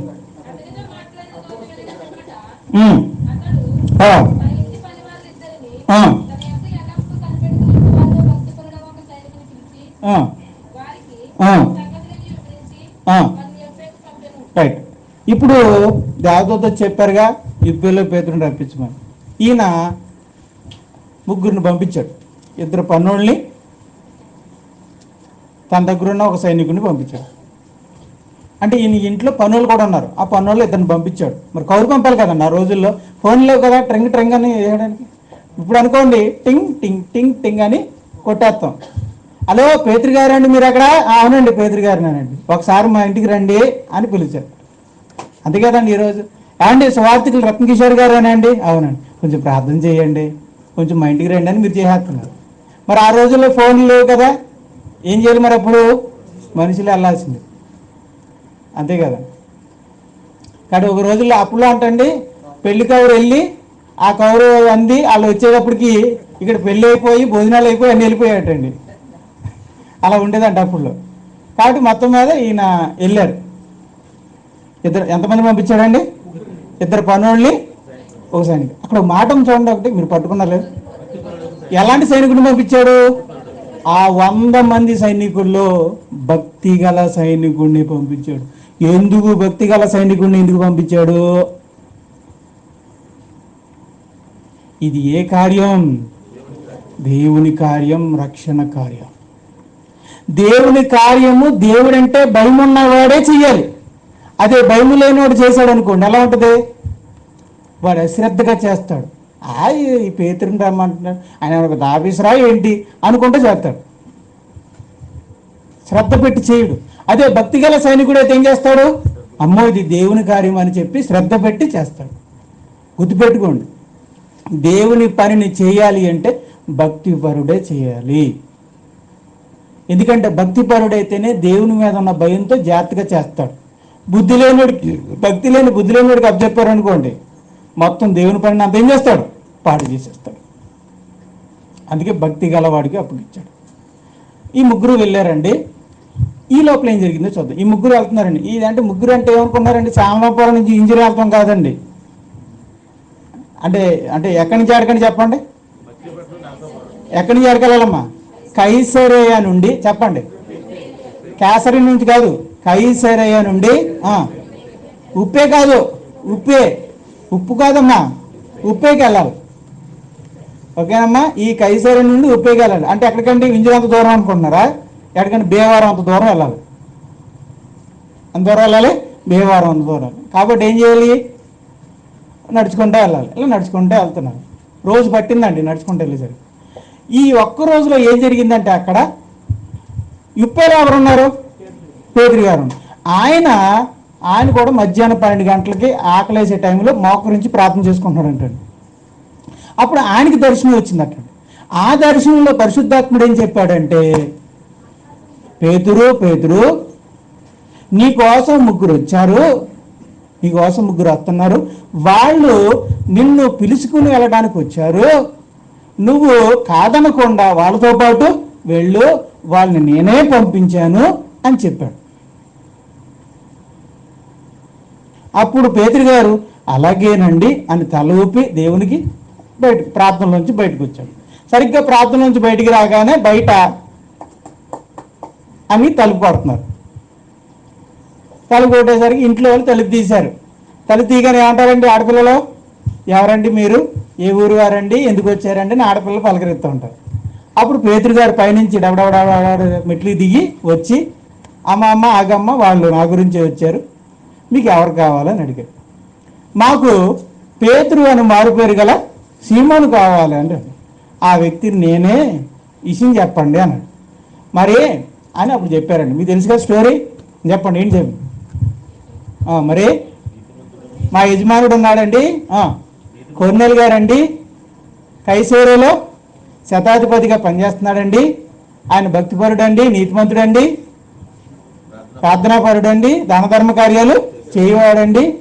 ఒక రోజండి 3 గంటలకు ప్రార్థన చేస్తుండగా దేవదూత దర్శనంలో కనపడ్డాడండి. కనబడి, నీ ప్రార్థనలు ధర్మకార్యాలు దేవుని దగ్గరికి చేరినవి, మరి నీవును ఇంటి వారిని రక్షణ పొందుటకు కావలసిన మాటలు చెప్పించుకున్నట్టుకు ఇప్పేలో ఉన్న పేతురుని మారుపేరు సీమోని పిలిపించమని చెప్పిందండి. అందుకే మిమ్మల్ని పిలిపించడానికి మేము వచ్చామండి. సరే మీకు ఎలా పిలిపించమని కౌరు వచ్చిందో నన్ను కూడా వెళ్ళమని కౌరు వచ్చిందిలే అని చెప్పి, సరే లోపలికి రండి, కాళ్ళు కడుక్కుంటారండి, భోజనం చేసి వెళ్దాలి అని చెప్పి పిలిపించి భోజనం చేయించాడు అనమాట. వాళ్ళకి భోజనాలు ఏర్పాటు చేశారు. అందరూ భోజనం చేసి కరెక్ట్గా భోజనానికి వచ్చారు కదా అండి. 2 గంటలకు వచ్చారు, 12ంటికి వచ్చారు కాబట్టి ఆ భోజనానికి వచ్చారు కాబట్టి వాళ్ళకు కూడా భోజనాలు వడ్డించారు. రాత్రి హాయిగా పడుకొని ఉదయాన్నే బయలుదేరారు. ఇప్పుడు ఒక విషయం చెప్తున్నానండి. పేతురు గారిని పిలిపించమని కొర్నేలుకి ఏమొచ్చింది? దేవదర్శనం వచ్చింది. కొర్నేలు గారు పిలిచినప్పుడు, ఆ మనుషులు వచ్చి నేను పిలిచినప్పుడు కాదనకుండా ఆయనతో వెళ్ళు, ఆయన దగ్గరికి వెళ్ళు అని పేతురు గారు కూడా ఏమొచ్చింది? దర్శనం వచ్చింది. మళ్ళీ అడుగుతున్నా చెప్పండి. పేతురుని పిలిపించమని కొర్నేలు గారికి, రైట్, కొర్నేలు గారి దగ్గరికి వెళ్ళమని పేతురు గారు కూడా. ఇప్పుడు నేను మాట అడుగుతాను. చాలామంది బోధకులు, సువార్థికులు ఏమంటారంటే, అమ్మా మరియమ్మ, ఈరోజు ఉదయాన్నే నేను ప్రార్థన చేస్తుండగా దేవుడు నిన్ను చూపించాడమ్మా, నీవేదో ఇబ్బందుల్లో ఉన్నా అని నిన్ను పలకరించమని, నీకోసం ప్రార్థన చేయమని నన్ను దేవుడు వెళ్ళమన్నాడమ్మా, అందుకే నేను ఈరోజు నీ ఇంటికి వచ్చానమ్మా అంటున్నా. అని అన్నారా లేదు? మీరు ఎదురుకు వచ్చారన్నా అనలేదా? మీరు అదృష్టవంతులు అయితే. తెలిసినా తెలియనట్టుగా ఉన్నారు. అలాగే ఎందుకు మనం మా పాస్టర్ గారు పరుగు తీయటం అని అలా ఉన్నారేంటి? మీరు దాగండి అలాగే, ఆ పాస్టర్ని అలాగే దాగండి, ఏం కంగారు పడకండి. రైట్, ఇలా అంటారండి. ఇప్పుడు నేను అడుగుతున్నాను, మీ ఇంటికి వెళ్ళమని ఆయనకి దర్శనం వచ్చింది, మరి ఆయన మీ ఇంటికి వస్తున్నాడని మీకు దర్శనం వచ్చిందా? అమ్మా మరియమ్మ, ఈ ఉదయాన్నే మరి ఆయనకి నీకు కనబడి నీ ఇంటికి వెళ్ళమని చెప్పాను కాబట్టి నువ్వు కూడా గెట్ రెడీ, మరి సిద్ధంగా ఉండి, అయ్యగారు నీ ఇంటికి వస్తాడు కాబట్టి నువ్వు సిద్ధంగా ఉండు అమ్మా, నీకు దర్శనం వచ్చిందా? నా పాయింట్ మీకు అర్థం కలగండి. మీ దగ్గరికి రమ్మని ఆయనకి దర్శనం వచ్చినప్పుడు ఆయన మీ దగ్గరికి వస్తున్నాడని మన దర్శనం రావాలి కదా, వచ్చిందా? రాలేదు. మరి అంటే ఏంటిది? వన్ సైడ్ దర్శనం అంటే అర్థం నమ్మచ్చా నమ్మకూడదా? మీ ఇష్టమే కాదు, మీ ఇష్టం. ఒకవైపే దర్శనం వస్తుంది, అవతల వైపు రావట్లేదు అంటే ఇంక మీరు ఆలోచించుకోవాలి. జాగ్రత్త జాగ్రత్త జాగ్రత్త. ఎందుకు జాగ్రత్త అన్నారంటే మోసగాళ్ళు ఉన్నారు ఈ విషయంలో. ఒక దగాకోరు కుర్రను కొట్టుకుని దగ్గర పెట్టుకుని ఓ పాస్టర్ గారు ఏం చేశాడంటే ప్రార్థన చేసి, దేవుడు నాకు మీ అమ్మాయిని మా అబ్బాయికి ఇమ్మన్నాడండి అని చెప్పి, దేవుడు చూపించాడమ్మా నా కళ్ళలోని, మీ అమ్మాయి లక్షణమైన అమ్మాయి, ఆయన ఉద్దేశం అది కాదు, ఈ అమ్మాయి లక్షణమైనది కాదు, ఈ వెనకాల ఏమున్నాయి? లక్షలు ఉన్నాయి, అది ఈ సంగతి. అమ్మ మీ అమ్మాయిని మా అబ్బాయికి ఇవ్వండి అని అడిగితే ఇది చేస్తారా? ఎందుకు చేస్తారా? ఈడొక తిరిగిపోతాడు, ఈయనకి ఏమీ ఉద్యోగం సద్యోగం లేదు, అలాంటిది తల్లిదండ్రులు ఇస్తారా? ఇవ్వరు. అందుకే ఏం చేస్తాడు? అమ్మా మరి నాకు దర్శనం వచ్చింది, మీ అమ్మాయిని మా అబ్బాయికి ఇచ్చి దేవుడే వచ్చి ఆచి ఈ చేయి కలపడం చూశానమ్మా, మీ అమ్మాయిని మాకు ఇమ్మని దేవుడు చెప్పాడమ్మా అని అంటాడు. జరిగినాయండి ఇవి. ఇప్పుడు నేను అంటున్నాను, ఆ అమ్మాయిని ఈ అబ్బాయికి ఇవ్వమని చెప్పి మీకు దర్శనం వస్తే, యువతల పక్కన దర్శనం వస్తే, ఆ అబ్బాయిని ఈ అమ్మాయికి ఇవ్వమని చెప్పి వీళ్ళకి కూడా ఏం రావాలి? కానీ వాళ్ళు అడగలు కదా, మరి నాకు రాలేదు ఏంటండి అని అడగలేదు. తీసుకొచ్చి ఆ పోగిరి యాదవ్కి ఇచ్చి వేశారు. ఆ తర్వాత అర్థమైంది వీడు దైవజనుడి కుమారుడు కాదు, దెయ్యము కుమారుడు అని అర్థమైంది. వీడు పెద్ద కుమారుడు కాదు, తప్పుపోయిన కుమారుడు అన్న విషయం అర్థమయ్యి, ఆ తర్వాత అమ్మో బాబోయ్ అనుకుని ఇంకెలా అమ్మండి. ఓ దిక్కుమానుడికి ఇచ్చిన తర్వాత తల్లిదండ్రుల పరిస్థితి ఎలా ఉంటుందండి? కాదు అంటే ఇదండి నిజమైన దర్శనాలు. అసలు ఇవి ఈరోజు దర్శనాల ద్వారా వాళ్ళు కోరికలు తీర్చుకుంటున్నారు. చాలా మంది చూడండి, కోరికలు తీర్చుకోవడానికి దెయ్యం పట్టిందని యాక్ట్ చేస్తుంటారు. అంత యాక్టింగ్ అండి దెయ్యం అనేది. నాకు దెయ్యం పట్టింది అంటే అది ఖచ్చితంగా ఏదో అడుగుతున్నాడని అర్థం. మీ నిజమండి, నాకు దెయ్యం పట్టిందో అని అన్నారంటే ఆడి ఖచ్చితంగా నాటకం ఆడుతున్నాడు, ఏదో అడుగుతున్నాడు. దెయ్యం పట్టి ఈ మధ్యన ఒక ఇక్కడికి ఒక ఆవిడట్టుందట, ఆస్తి అంతా నాకే రాసేమో అన్నాడు, అంబో అన్నాడట. దెయ్యం అంట పట్టి ఆస్తి అంతా ఇడికి రాసేమో అని అందంట. దెయ్యం పట్టిందంటే అర్థం ఏంటి తెలుసా? ఏదో అడుగుతారు. గారెలు చికెన్లు అడిగే రోజులు పోయి అప్పుడు గారి చికెన్ కోసం దెయ్యం పట్టిందని రోజులు ఒకప్పుడు, ఇప్పుడు ఏకంగా ఆస్తే. ఇక నాన్న నాకే రాయమన్నాడు, మరి చిన్నదాన్ని వదిలేయాలా?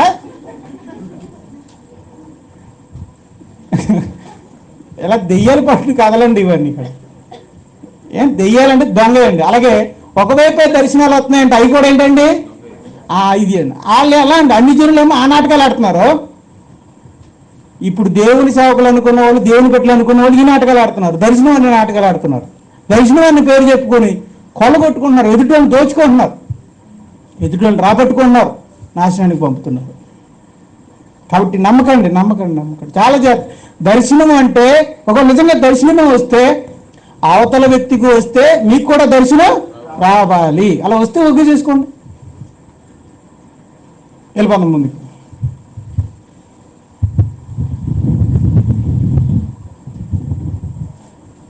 ఎక్కడున్నాం? పిలిచాడు కొర్నేలు గారిని, వెళ్ళాడు కొర్నేలు గారు, వెళ్ళాడండి. 24 వచ్చిన చూడండి. ఈ లోపల వీళ్ళు వెళ్ళారండి. మరి మళ్ళీ వెళ్ళాలంటే ఎంత రోజు పడుతుందండి? మళ్ళీ ఒక రోజు, మళ్ళీ వెళ్ళాలంటే ఒక రోజు. 24 వచ్చిన ఈ లోపల ఆయన ఏం చేశాడండి? కొర్నేలు గారు తన బంధువులను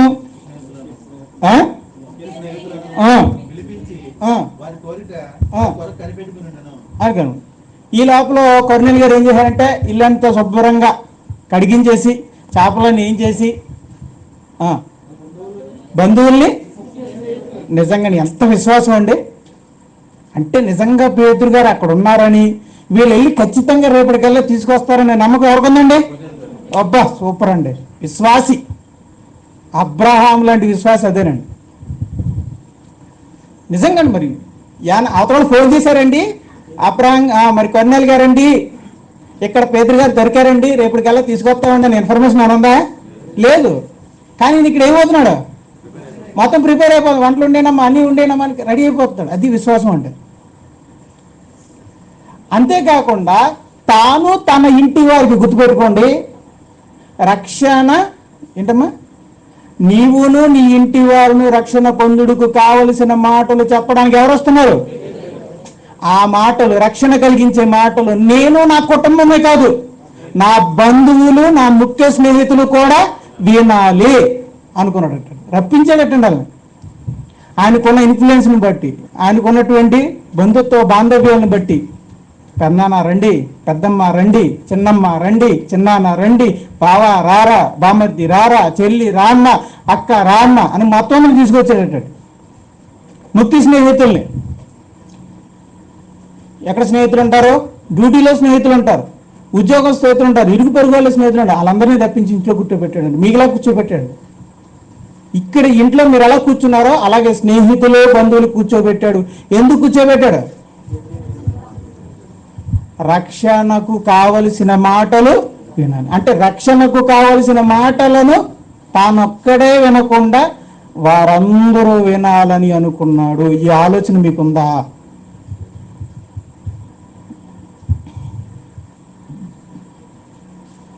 రక్షణకరమైన మాటలు నేనే కాదు, నా కుటుంబమే కాదు, నా వాళ్ళు వినాలి, మా అమ్మ వినాలి, మా నాన్న వినాలి, నా బంధువులు వినలేదు, నా ముఖ్య స్నేహితులు వినలేదు, నా ఇరుగు పొరుగు వారు వినలేదు, వాళ్ళకి వినిపించాలి అని ఎప్పుడైనా మీకు అనిపించిందండి?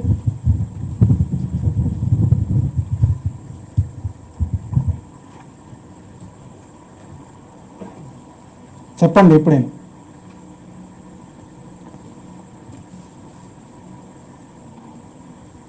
మనకు అనిపించదండి. మనకేమనిపిస్తుంది అంటే, మనకి ఎప్పుడు అనిపిస్తుంది చెప్పండి? పాపకు పెళ్లి చేసినప్పుడు, అబ్బాయికి పెళ్లి చేసినప్పుడు మాత్రం అని పిలుతామండి. అసలు బంధువులే పిలుస్తాం, తర్వాత స్నేహితులు పిలుస్తాం. రాకపోతే కార్డు ఇచ్చేటప్పుడు కూడా మాట అంటామని, రాకపోతే ఊరుకోని అబ్బాయి అంటాం, రాకపోతే ఊరుకుపోవాలంట. మరి అంత అన్నవాళ్ళు మరి ప్రార్థనకి రండి, ఇలాగ మా ఇంటికి రక్షణ సేవ జరుగుతుంది రమ్మని మరి ఎందుకు అడగరు? అదే నేను అనేది ఏంటంటే, అంతలా ఎందుకు తీసుకురారు?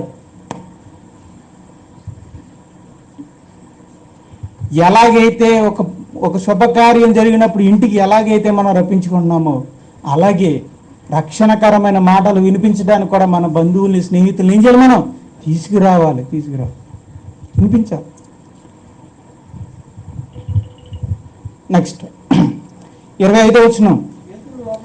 వచ్చాడని పేతురు గారు లోపలికి రాగా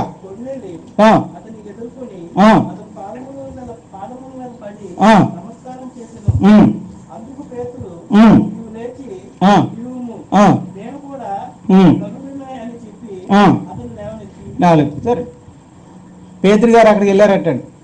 ఎందుకంటే వెళ్ళేటప్పుడు పేతురు గారు కొంతమంది విశ్వాసులు కూడా వెళ్ళారంటండి.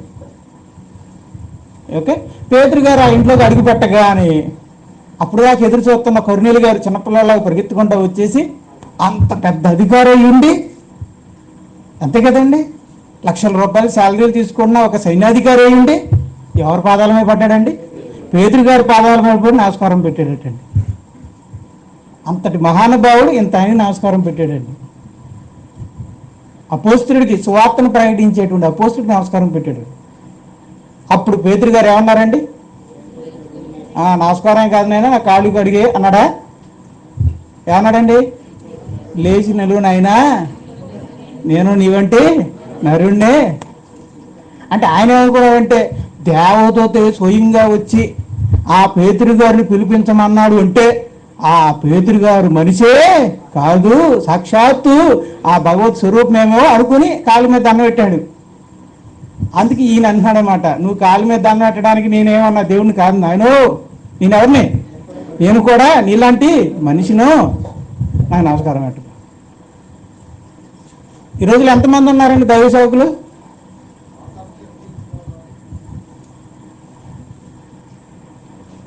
మేము సరదా చెప్తానండి, అనకూడదు కానీ ఆయన పెద్ద అని, కానీ ఆయన ముందు మోకరించిన తప్పులేదు. కానీ మా పెళ్ళైన కొత్తలో మేము ఇద్దరం కానీ ఒక అయ్యగారి దగ్గరికి వెళ్ళాం, వెళ్ళాల్సి వచ్చింది తప్పలేదు. మా ఇద్దరిని తీసుకొచ్చి ఆయన మోకాలు కాడ ఆయనే లాగేసుకున్నాడు. నేను మోకరించలేదండి, ఆయనే లాగేసుకున్నాడు. ఇంకా అలా లాగేసుకుంటే నేనేం చేయాలండి, ఇంకా మోకరించాను. ఇప్పుడు అనిపిస్తుంది ఈ వాక్యం ఉన్నప్పుడల్లా మనుషులకు నమస్కారం చేయకూడదు. ఉందండి ప్రకటన గ్రంథము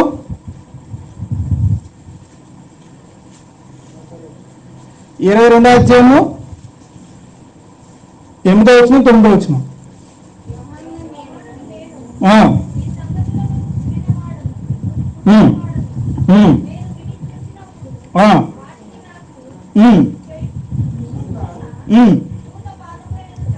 అవన్నీ చెప్పిన దూత పాదములు ఎదుట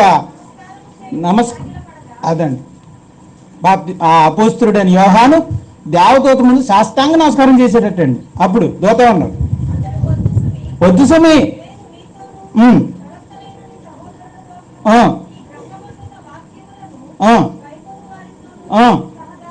నేను దాసుండే పనున్నే,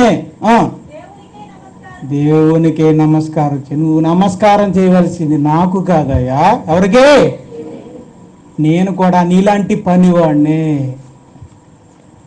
అని చెప్పేవాళ్ళు ఎవరున్నారండి ఈరోజు? ఇక లాగేసి మోకాల మీద లాగేసుకుంటా ఉంటే ఇంకేం చెప్తా ఉంటే, కానీ లాగేసుకుని మోకాల మీద ఏం చేసుకుంటా ఉంటే ఇంకేం చెప్తుంది? ఈరోజు పాదాలకు అత్తరు పూయించుకునే వాళ్ళు అన్నారు తెలుసా అండి? ఈరోజు పాదాలకు నమస్కారాలు పెట్టించుకునే వాళ్ళు అన్నారు తెలుసా అండి? పాదాల దగ్గర మోకరించి నమస్కారాలు పెట్టించుకునే వాళ్ళు అన్నారు తెలుసా అండి? పాలాభిషేకాలు చేయించుకునే వాళ్ళు అన్నారు తెలుసా అండి? కానీ బైబిల్లో ఉన్న సేవకులు ఎలాంటి వాళ్ళో తెలుసా అండి? సాష్టాంగ నమస్కారం చేస్తే, అయ్యా నువ్వు నాకెందుకు నమస్కారం చేస్తున్నావు, నేను నీ వంటి నరుడనే దాసుడినే, దేవునికే నమస్కారం. అది వాళ్ళు బైబిల్ వాళ్ళు, బైబిల్లో ఉన్నవాడు అలాంటి వాడు. కానీ ఈ రోజు ఉన్నవాళ్ళు మనం మోకరించకపోయినా మనల్ని ఉంచేసేవాడు. అలా ఎవరైతే ఉన్నారో అలా అంటున్నారండి, అందరిని అంటలేదండి నేను. అలా ఎవరైతే ఉన్నారో అలాంటి వాళ్ళని అంటున్నాను.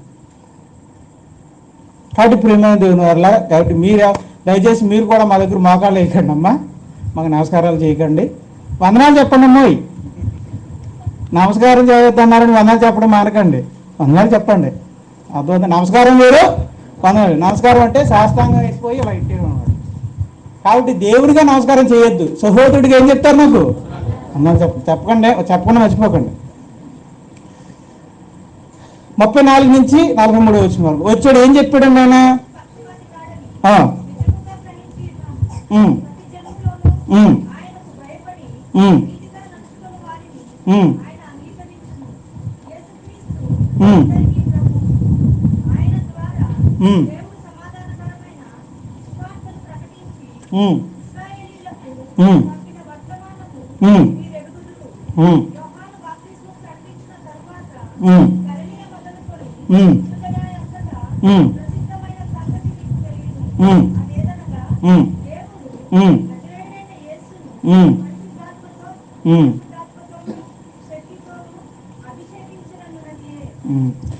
సరే, అది టైం సరిపోదు కాబట్టి నేనే చెప్పేస్తాను. ఇప్పుడు పేతురు గారు 34 నుంచి 43 ఒకసారి చదువుకోండి. పేతురు గారు అక్కడికి వచ్చి ఏం చెప్పారు మీరు చదవండి, ఇంటికి వెళ్ళా ఖచ్చితంగా. 34 నుంచి 43 నేను చెప్తున్నాను. పేతురు గారు అక్కడ నిలబడ్డారండి. నిలబడి, మరి నా పేరు పేతురండి, నేను చేపలు పట్టుకునేవాడినండి, ఆ గలిలయ సముద్రంలో నేను ఒక జాలరనండి, ప్రతిరోజు చేపలు పట్టుకుంటాకి వెళ్ళేవాడినండి అని చెప్పాడా? మనోళ్ళు మాట్లాడితే అక్కడి నుంచి మాట్లాడతారు. ప్రతి ఓడికి ఇదో సరదా అండి. నేను ఒకప్పుడు గేదెలు కాసేవాడిని, అప్పుడు దేవుడు ఆకాశం తెరిచి మాట్లాడాడు, నేను అప్పుడు సేవకు పిలుచుకున్నాడు, ఇవన్నీ చెప్తాడు. ఎవరికి కావాలంటే ఏంటి కాకమ్మ కథలు? పేతురు గారు వచ్చి ఎన్ని చెప్తున్నాడండి? మరి ఏం చెప్పాడండి ఆయన? ఏం చెప్పాడండి? ఎవరి గురించి చెప్పాడు? చదవండి 34 నుంచి. యేసుక్రీస్తు గురించి. అందుకే అన్నానండి, మీరు నాయన చూస్తున్నారు కాబట్టి ఏం చెప్పాడా అనుకుంటున్నారు కాబట్టి 34 నుంచి చెప్పండి. 34 నుంచి 43 వరకు ఒకసారి ఇంటికి వెళ్ళి చదవండి అమ్మ. నమస్కారం పెడుతున్నాం. చదివితే అక్కడ ఏమంటుందంటే, పేతురు గారు ఒక వ్యక్తి గురించి చెప్పాడు. ఎవరా వ్యక్తి? యేసుక్రీస్తు. బెత్లెహేము గ్రామంలో పుట్టిన యేసుక్రీస్తు పెరిగి పెద్ద అయిన తర్వాత దేవుడు తోడై ఉండడం వల్ల ఆయన సువార్తను ప్రకటించాడు, అద్భుత కార్యాలు సూచక క్రియలు చేశాడు. మీరు ఆయన్ని అసూయతో ఈదులు సిలువేసి చంపారు. దేవుడు ఆయన 3వ దినాన తిరిగి లేపాడు. ఇప్పుడు 43వ వచనం చూడండి. దాని ముందు వచ్చిన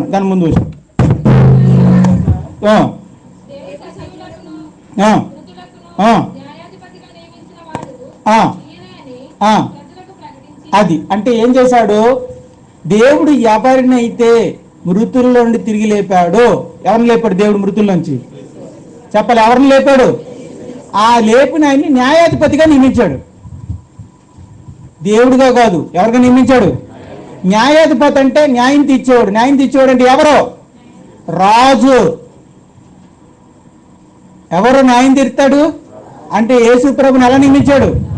రాజుగా. యేసు రాజుగా వస్తున్నాడు కాదయ్యా, ఆయన రాజు. రాజుగా రావట్లేదు, రాజయ్య ఉన్నాడు. కాబట్టి ఏమని పడాలి మనం? రాజులకు రాజైన ఏదండి, అంతే కదండి, మన ప్రభుని పూజించుటకు అది పాడాలి పాట. అదే ఇంకోటి ఉంటుంది కదా మనకి, జై జై యేసు. అది కరెక్ట్. యేసు ప్రభుని మన రాజు. గుర్తుపెట్టుకోండి, సామాన్య పర్వాలందరికీ గుర్తుపెట్టుకోండి. మీకు షార్ట్ న్యూస్ చెప్తున్నాను. యేసు ప్రభు మనకి రాజు, దేవుడు కాదు. మీరు ఏమనుకుంటారో చూసుకోండి. బైబిల్లో నుంచి మనం చూసుకుంటే యేసు ప్రభు మనకెవరో? రాజు, రక్షకుడు, దేవుడు కాదు. మరి దేవుడు ఎవరు? తండ్రి అయిన దేవుడు ఇంకొక ఆయన ఉన్నాడు. ఆయన పేరు తండ్రి అయిన దేవుడు. తండ్రి. యేసు ప్రభు శిలువ మీద అన్నాడు కదా, తండ్రి మీరేమి చేయుచున్నారు అని. యేసు ప్రభు ఎవరికి ప్రార్థన చేశాడు? అక్కడ ఎవరు లేరు, ఖాళీకి చేశాడా? అక్కడ ఎవరున్నారు? తండ్రికి చేశాడు. ఆయన దేవుడు. లాస్ట్లో చచ్చిపోయేటప్పుడు యేసు ప్రభు ఏమన్నాడమ్మా? తండ్రి నా ఆత్మను. యేసు ప్రభు తన ఆత్మను ఎవరికి అప్పగిచ్చాడు? ఖాళీకా లేదా దేవునిగా? ఎవరికి అప్పగించాడు? ఆయన దేవుడు. కాబట్టి తండ్రి దేవుడు, యేసు ప్రభు దేవుడు కాదు, మనకి దేవుడు కాదు. అది మెయిన్. మనకి దేవుడే ఉండలేదు. మరి యేసు ప్రభు ఏమై ఉన్నాడు? మనకి రాజును రక్షకుడై ఉన్నాడు. అది చెప్పాడు. చెప్పి ఎవరైతే దేవుడు రాజుగా నియమించాడో ఆ రాజు యందు విశ్వాసం ఉంచితే ఏమన్నట? Next verse.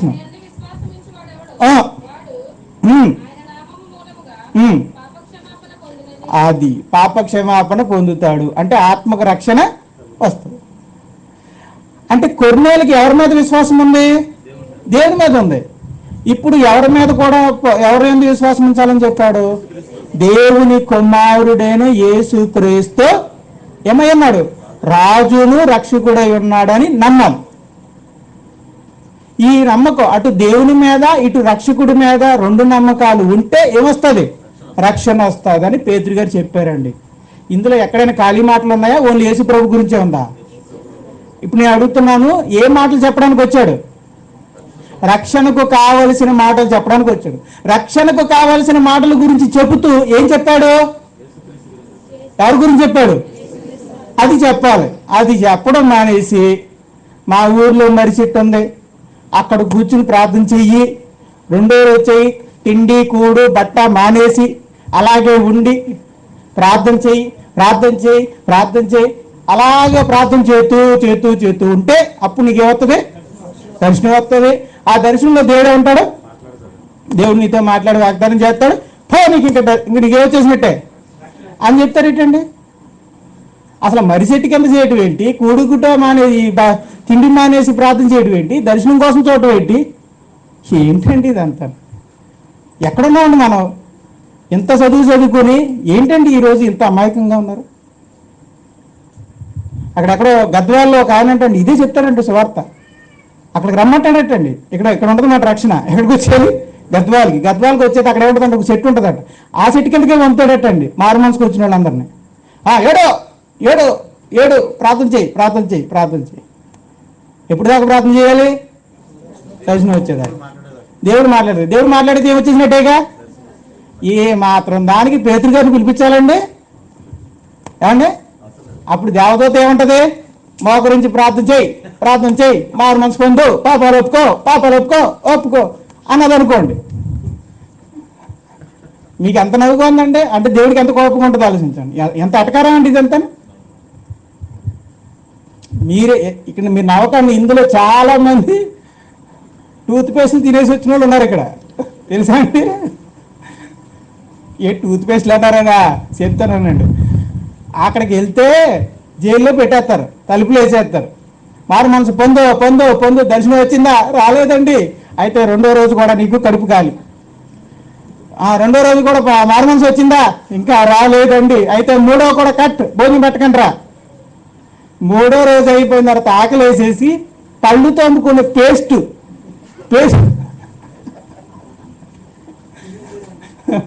పేస్ట్ తినేసిన వాళ్ళు ఉన్నారండి ఆకలి వేసేసి.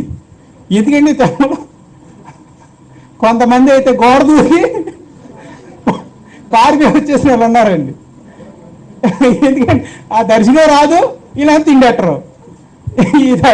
ఈ దర్శనం వచ్చే లోపల నీ చచ్చిపోతామేమోనని కొంతమంది గోడ దూకి పార్కి వచ్చిన వాళ్ళు కూడా ఉన్నారండి. ఏంటండి ఇదంతా? అమాయకం కదండి ఇది, అమాయకం.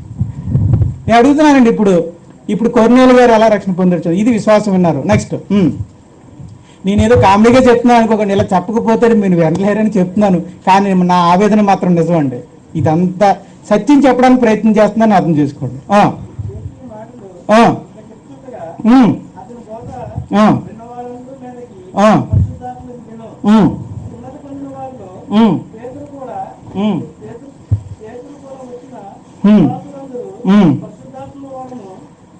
పొందుట చూచి, రైట్. ఇప్పుడు అక్కడ విన్న వాళ్ళందరూ ఏం పొందారు?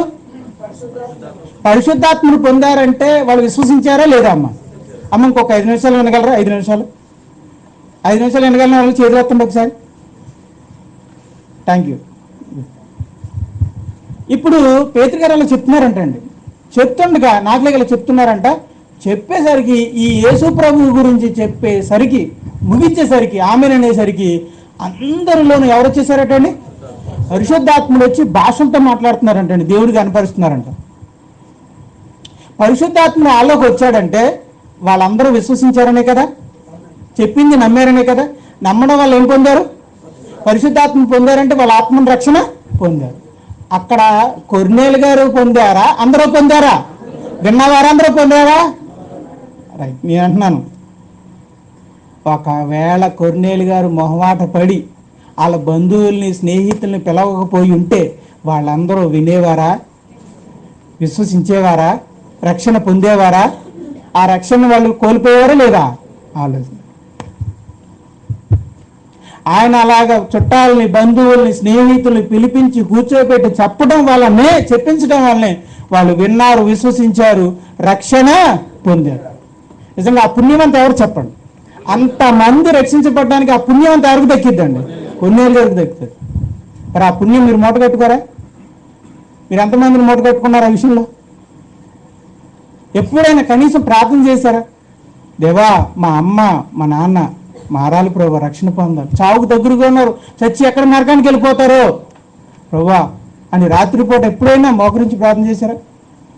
నా బిడ్డలయ్యా, నా బిడ్డలు దారి తప్పారు, తాగుబోతులుగా బతుకుతున్నారు, తిరుగుబోతులుగా బతుకుతున్నారు, లోకంలో లోక ఇచ్చలతో బతుకుతున్నారు, వీళ్ళు ఎక్కడ చచ్చి నరకానికి వెళ్ళిపోతారో నాకు భయంగా ఉంది ప్రభా, వాళ్ళకి ఆత్మరక్షణ దయచేయని ఎప్పుడైనా మోకరించి ప్రార్థన చేశారా? ఎప్పుడైనా చర్చికి రమ్మని అడిగారా? లేకపోతే ఇలాంటి స్వార్థ సభలకు రమ్మని అడిగారా? వాక్యం వినిపించడానికి ప్రయత్నం చేశారా? ఇవి ఎండండి, ఈవిడే చెప్పేద్దండి. ఆయన వస్తాడో రాదో తెలియదు కానీ ఈవిడే చెప్పేస్తుంది, రాడండి. అంత చెప్పినా రాడండి, ఏది కూడా ఏదో 10 సార్లు అడిగేసినట్టు ఆయనే చెప్పేస్తాడు, ఆవిడ రాదండి అని. ఈయన రాడండి, ఆయన రాడండి మనమే చెప్పేస్తాం. మనం ప్రయత్నించాలి, రమ్మని అడగాలి. నెక్స్ట్ వాళ్ళ కోసం ప్రార్థన చేయాలండి. నేను కూడా చూశానండి, నా విషయంలో, చాలా విషయాల్లో చూశాను. అంటే ఎక్కడో వెనకాల చిన్న ఒకటి ఉండేది, దేవుడికి ప్రార్థన చేస్తున్నారు కానీ చేసినంత మంది రక్షణ పొందుతారులేంటి, వాళ్ళ మాట వింటరాలు అనుకునేవాడు నేను మనసులో. కానీ దేవుడు అండి, మనం ప్రార్థన చేస్తే ఆ పరిస్థితులు అలా కల్పించి మనం ఎవరి కోసమైతే ప్రార్థన చేస్తున్నామో వాళ్ళని మనల్ని రక్షణలోకి నడిపిస్తాడు. అది నేను కొన్ని నిజాలు నేను చూశాను నా బతుకులో, నేను చూశాను కల్లారా. చేయండి, ప్రార్థన చేయండి, ప్రయత్నించండి, వాళ్ళతో మాట్లాడండి. కొంతమందినైనా మీరు రక్షణలోకి నడిపిస్తారు.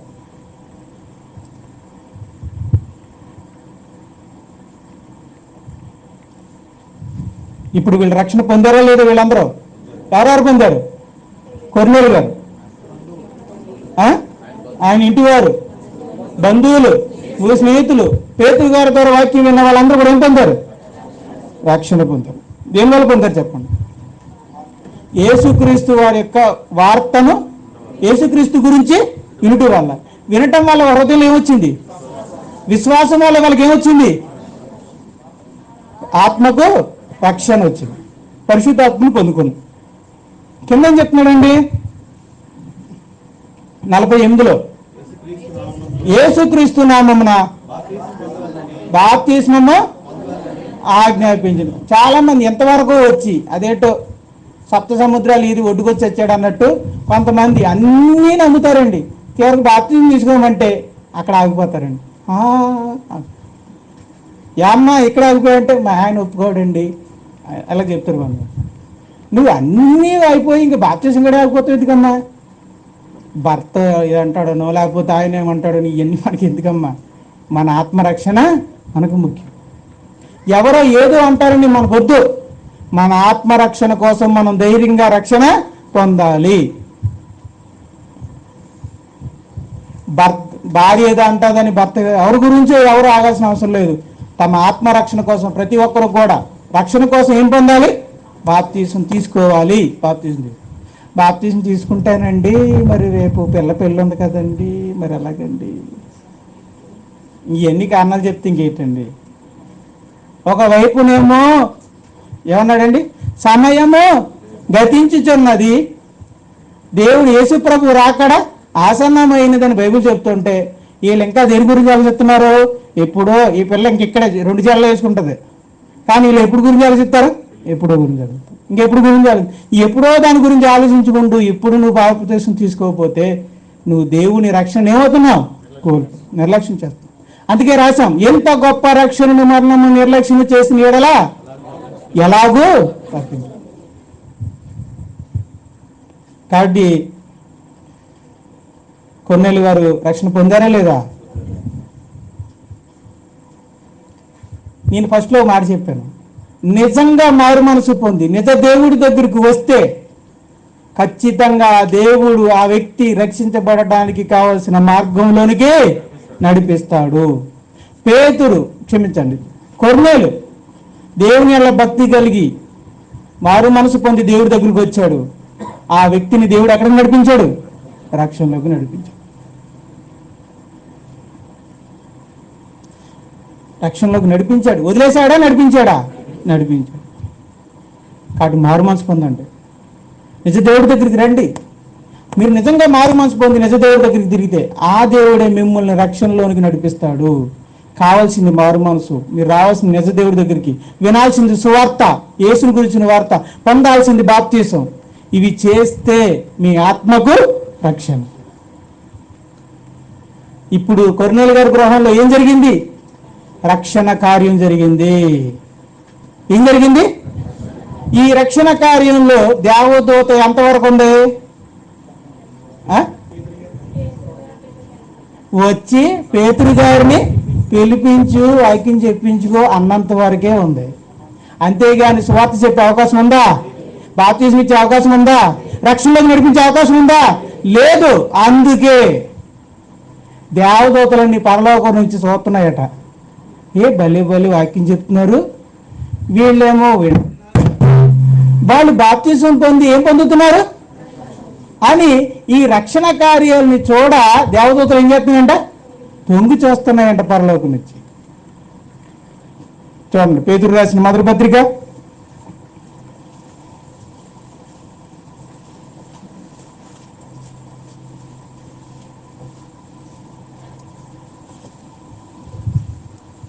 12వ వచనం. మొదటి పత్రిక 1వ అధ్యాయం 12వ వచనం.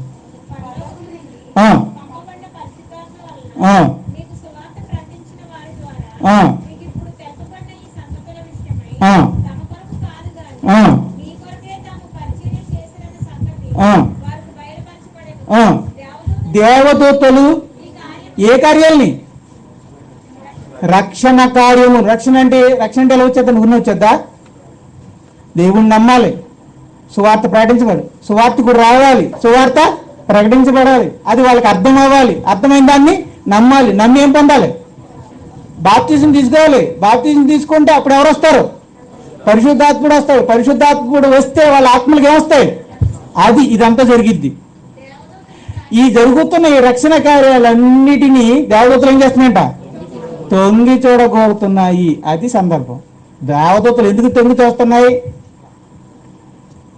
వాళ్ళు ప్రేక్షకులు, అదే కదండి. వాళ్ళు ఎవరండి, ఆడియన్స్. పరలోకం నుంచి చూస్తున్నారన్నమాట. చక్కగా కింద జరుగుతున్నటువంటి రక్షణ కార్యం చూస్తున్నారు. పేతురు గారు అక్కడ, కొర్నేలు గారు, ఈ పేతురు గారు వెళ్ళి వాక్యం చెప్తే, ఈ లోపల కొర్నేలు గారు ఏం చేశారు, బంధువుల్ని ఒక్క చేతిని రప్పించి కూర్చోబెట్టాడు. పేతురు గారు చక్కగా నిలబడి యేసుక్రీస్తు వారి గురించి చెప్పారు. చెప్పగానే వాళ్ళ హృదయం విశ్వసించింది. వెంటనే వాళ్ళు బాప్తిసం పొందారు. తర్వాత వాళ్ళ హృదయంలో పరిశుద్ధాత్ముడు వచ్చాడు. వాళ్ళ ఆత్మలన్నీ ఏం పొందాయి, రక్షణ పొంది. చూసావా, ఇంత జరిగింది. అంతవరకు వాళ్ళు నాశనంలో ఉన్నారు, అంతలోనే ఏమయ్యారు, రక్షణలోకి వచ్చి. ఎంత అద్భుతం అని ఆశ్చర్యంగా దేవదూతలు ఏం చేస్తున్నాయంటే, పరలోకం నుంచి తొంగి చూస్తున్నాయి. దేవదూతలకి ఆశ్చర్యం కలిగించే కార్యం ఇది. ఏంటా కార్యం అంటే రక్షణ కార్యం. మరి మీరేంటి, అంత గొప్పది రక్షణ కార్యం. దేవదూతలకు కూడా దక్కని పరిచర్య అది. మరి అంత గొప్ప పరిచర్య, అంత గొప్ప రక్షణ దేవుడు మనకి అనుగ్రహిస్తే, ఇంకా నిర్లక్ష్యం చేస్తే ఇక మనల్ని రక్షించేవాడు ఎవడో ఉండడు. ఇంకో మాట చెప్తున్నాను, ఇంత గొప్ప రక్షణ మనం పొందుకుంటే మనల్ని ఇక ఎవరు ఏమీ చెయ్యలేరు.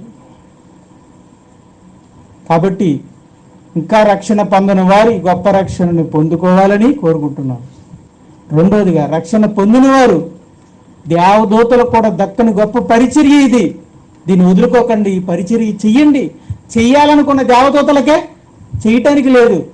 అంత గొప్ప పరిచర్యని మీరు చేతుల్లోకి తీసుకొని చెప్పడానికి ప్రయత్నం చేయండి, లేదా వినిపించడానికి ప్రయత్నం చేయండి, రప్పించడానికి ప్రయత్నం చేయండి. మీ వంతు మీరు కష్టపడండి. ఈ రక్షణ కార్యంలో మీ చేతులు కూడా ఉండాలి. సరే, ఏం విన్నామని చెప్పుకుని ముగించుకున్నాం. ఒకసారి ఎవరి గురించి విన్నాం, ఏ విషయాలు నేర్చుకున్నాం చెప్పండి. భక్తి కలిగి ఉన్న అతను ఏం చేస్తున్నాడు, ప్రార్థన ధర్మకార్యం చేస్తాడు. అంటే భక్తి, నిజదేవుడి పట్ల భక్తి కలిగినోడు ఏం చేయాలి, ప్రార్థన చేయాలి, ధర్మకార్యం చేయాలి. మరి చేస్తారా? రైట్. నెక్స్ట్, ఈ ప్రార్థనా ధర్మ కార్యాల వలన, ఈ నీతి కార్యాల వలన ఒక ఆత్మకు రక్షణ వచ్చేస్తుందా? రాదు. దేవునికి దగ్గర చేయగలదు, కానీ ఆత్మకు రక్షణ. మరి ఆత్మకు రక్షణ రావాలంటే సువార్త, యేసుక్రీస్తు గురించి వినాలి, ఆయన్ని విశ్వసించాలి. ఏమని విశ్వసించాలి? ప్రభు అని, రాజుని విశ్వసించి ఏం పొందాలి, బాప్తిజం తీసుకోవాలి. అప్పుడు రక్షణ వస్తుంది.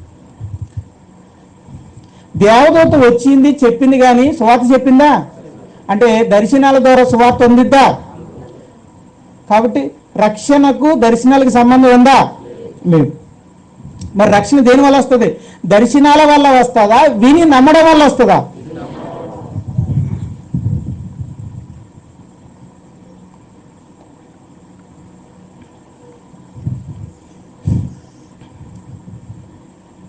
దేవుడి పని నాకు అప్పగించాలి. అటు తిరిగి అటు ఇటు తిరిగి అడపడతడి తిరిగి వాడికి చెప్పాలా, భక్తి గల వాడికి చెప్పాలా? నెక్స్ట్, దర్శనం అవతల వాళ్ళకి వస్తే యువతలకు కూడా రావాలా? అవతలకి యువతలకు రావాలా? వాళ్ళకి వస్తే సరిపోద్దా? అటోళ్ళకి ఇటోళ్ళకి కూడా రావాలి. గుర్తుపెట్టుకోండి. రక్షణకరమైన మాటలు వినాలని కొర్నేలు గారు ఏం చేశారు? తనతో పాటు బంధువుల్ని, స్నేహితులు కూడా రప్పించారు. ఆ కలివిడితనం మనకు కూడా ఏముండాలి? మనకు ఆశ, నేనే కాదు నా వాళ్ళు కూడా వినాలి అని ఆశ ఉండాలి. ఎవరికి నమస్కారం చేయాలి? ఎవరికి మొక్కాలి? దైవ సేవకులుగా, దేవునిగా? Very good. దైవ సేవకుడు ఎలా ఉండాలి ఈ విషయంలో? ఆయనకు మొక్కాలనుకోవాలా, దేవుడికి మొక్కాలని చెప్పాలా అన్నట్టు. పేతురు గారు వచ్చి సువార్త చెప్పేటప్పుడు తన గురించి చెప్పారా, యేసుప్రభు గురించి చెప్పారా? చివరిలో యేసుప్రభు పుట్టిగా, ఆయన పెరుగుదల, సువార్త, మరి స్వస్థత కార్యాలు, ఆయన మరణము, సమాధి, పునరుద్ధానం చెప్పాడు. చెప్పి చివరిలో ఏమని చెప్పాడు? చివరిలో ఏమై ఉన్నాడని చెప్పాడు? న్యాయాధిపతి. అంటే ఏంటి అర్థం? రాజు అయి ఉన్నాడు. యేసుప్రభుని ఏమని నమ్మాలి మనం? రాజు అయి ఉన్నాడని నమ్మాలి. అక్కడ ఉన్న వాళ్ళందరూ ఏం పొందారు? పరిశుద్ధాత్మను పొందారు. అంటే దానికి దేనికి సూచన? అది పరిశుద్ధాత్మ అంటే రక్షణకు సూచన. అంటే వినడం వల్ల వాళ్ళందరూ ఏం పొందారు? వినడం, దర్శనాల వల్ల పొందారా? రైట్. వినడం వల్ల వాళ్ళకి ఏమొచ్చింది? అయితే విశ్వాసం. వినడం వల్ల ఏమొచ్చింది? విశ్వాసం వల్ల ఏమొచ్చింది? రక్షణ అనేది వచ్చింది. తర్వాత రక్షణకు బాప్తిజం తీసుకోవాలా, తీసుకోవాల్సిన అవసరం లేదా? తీసుకోవాలి. చివరి మాట, ఇంత గొప్ప రక్షణ కార్యాలని చూడాలని ఆశపడుతున్నది ఎవరు? దేవదూతలు. కనీసం ప్రార్థనకు కూడా, సువార్తకు వినపడుతున్న రాని వాళ్ళు ఎవరు? చెప్పరు. మీరు ఎవరు? చెప్పండి. మనుషులు. వదిలేండి అన్నమాట. అంత గొప్ప ఇలాంటి సువార్త చెబుతుంటే, విని మారుతుంటే చూడాలని ఆశపడుతుంది ఎవరు? దేవదూతలు. ఎంత చెబుతున్నా ఈ టైంకి ఎక్కడ దాకా తినేస్తాడు బుర్రా, ఎందుకు వెళ్తాంలే అనుకునే వాళ్ళు ఎవరు? మనుషులు. అది మనకి. వాళ్ళకి ఆసక్తి, మనుషులకేమో నిర్లక్ష్యం. మరి మీరు ఏం కలిగి ఉన్నారో నాకు తెలీదు. లాస్ట్లో ఒక మాట, మన సొంత నీతి వల్ల, మన సొంత కార్యాల వల్ల రక్షణ రాదు. అలా నీతిగా ఉండకూడదని నేను అంటలా. నీతిగా ఉండాలి, కానీ ఆ నీతి వల్ల రక్షణ అనేది రాదు. దేని వల్ల వస్తుంది? విశ్వాసం వల్ల. ఎవరి మీద విశ్వాసం వల్ల? ఒకటి దేవుని మీద, ఆయన కుమారుడైన క్రీస్తు మీద. చెప్పాలి, ఇద్దరి మీద విశ్వాసం ఉండాలి. యేసుప్రభు చెప్పాడు, మీరు దేవుని యందు విశ్వాసం ఉంచుచున్నారు, నా యందును. అంటే దీన్ని బట్టి ఎవరి మీద విశ్వాసం ఉండాలి? దేవుని మీద, దేవుని కుమారుడైన క్రీస్తు మీద. ఇద్దరి మీద విశ్వాసం ఉంటేనే రక్షణ వస్తుంది. చాలండి, ప్రార్థన చేసుకుందాం. చిన్న ప్రార్థన చేసి ముగించేస్తాను, సమయం అయిపోయింది కాబట్టి. ప్రార్థన చేసుకుందాం.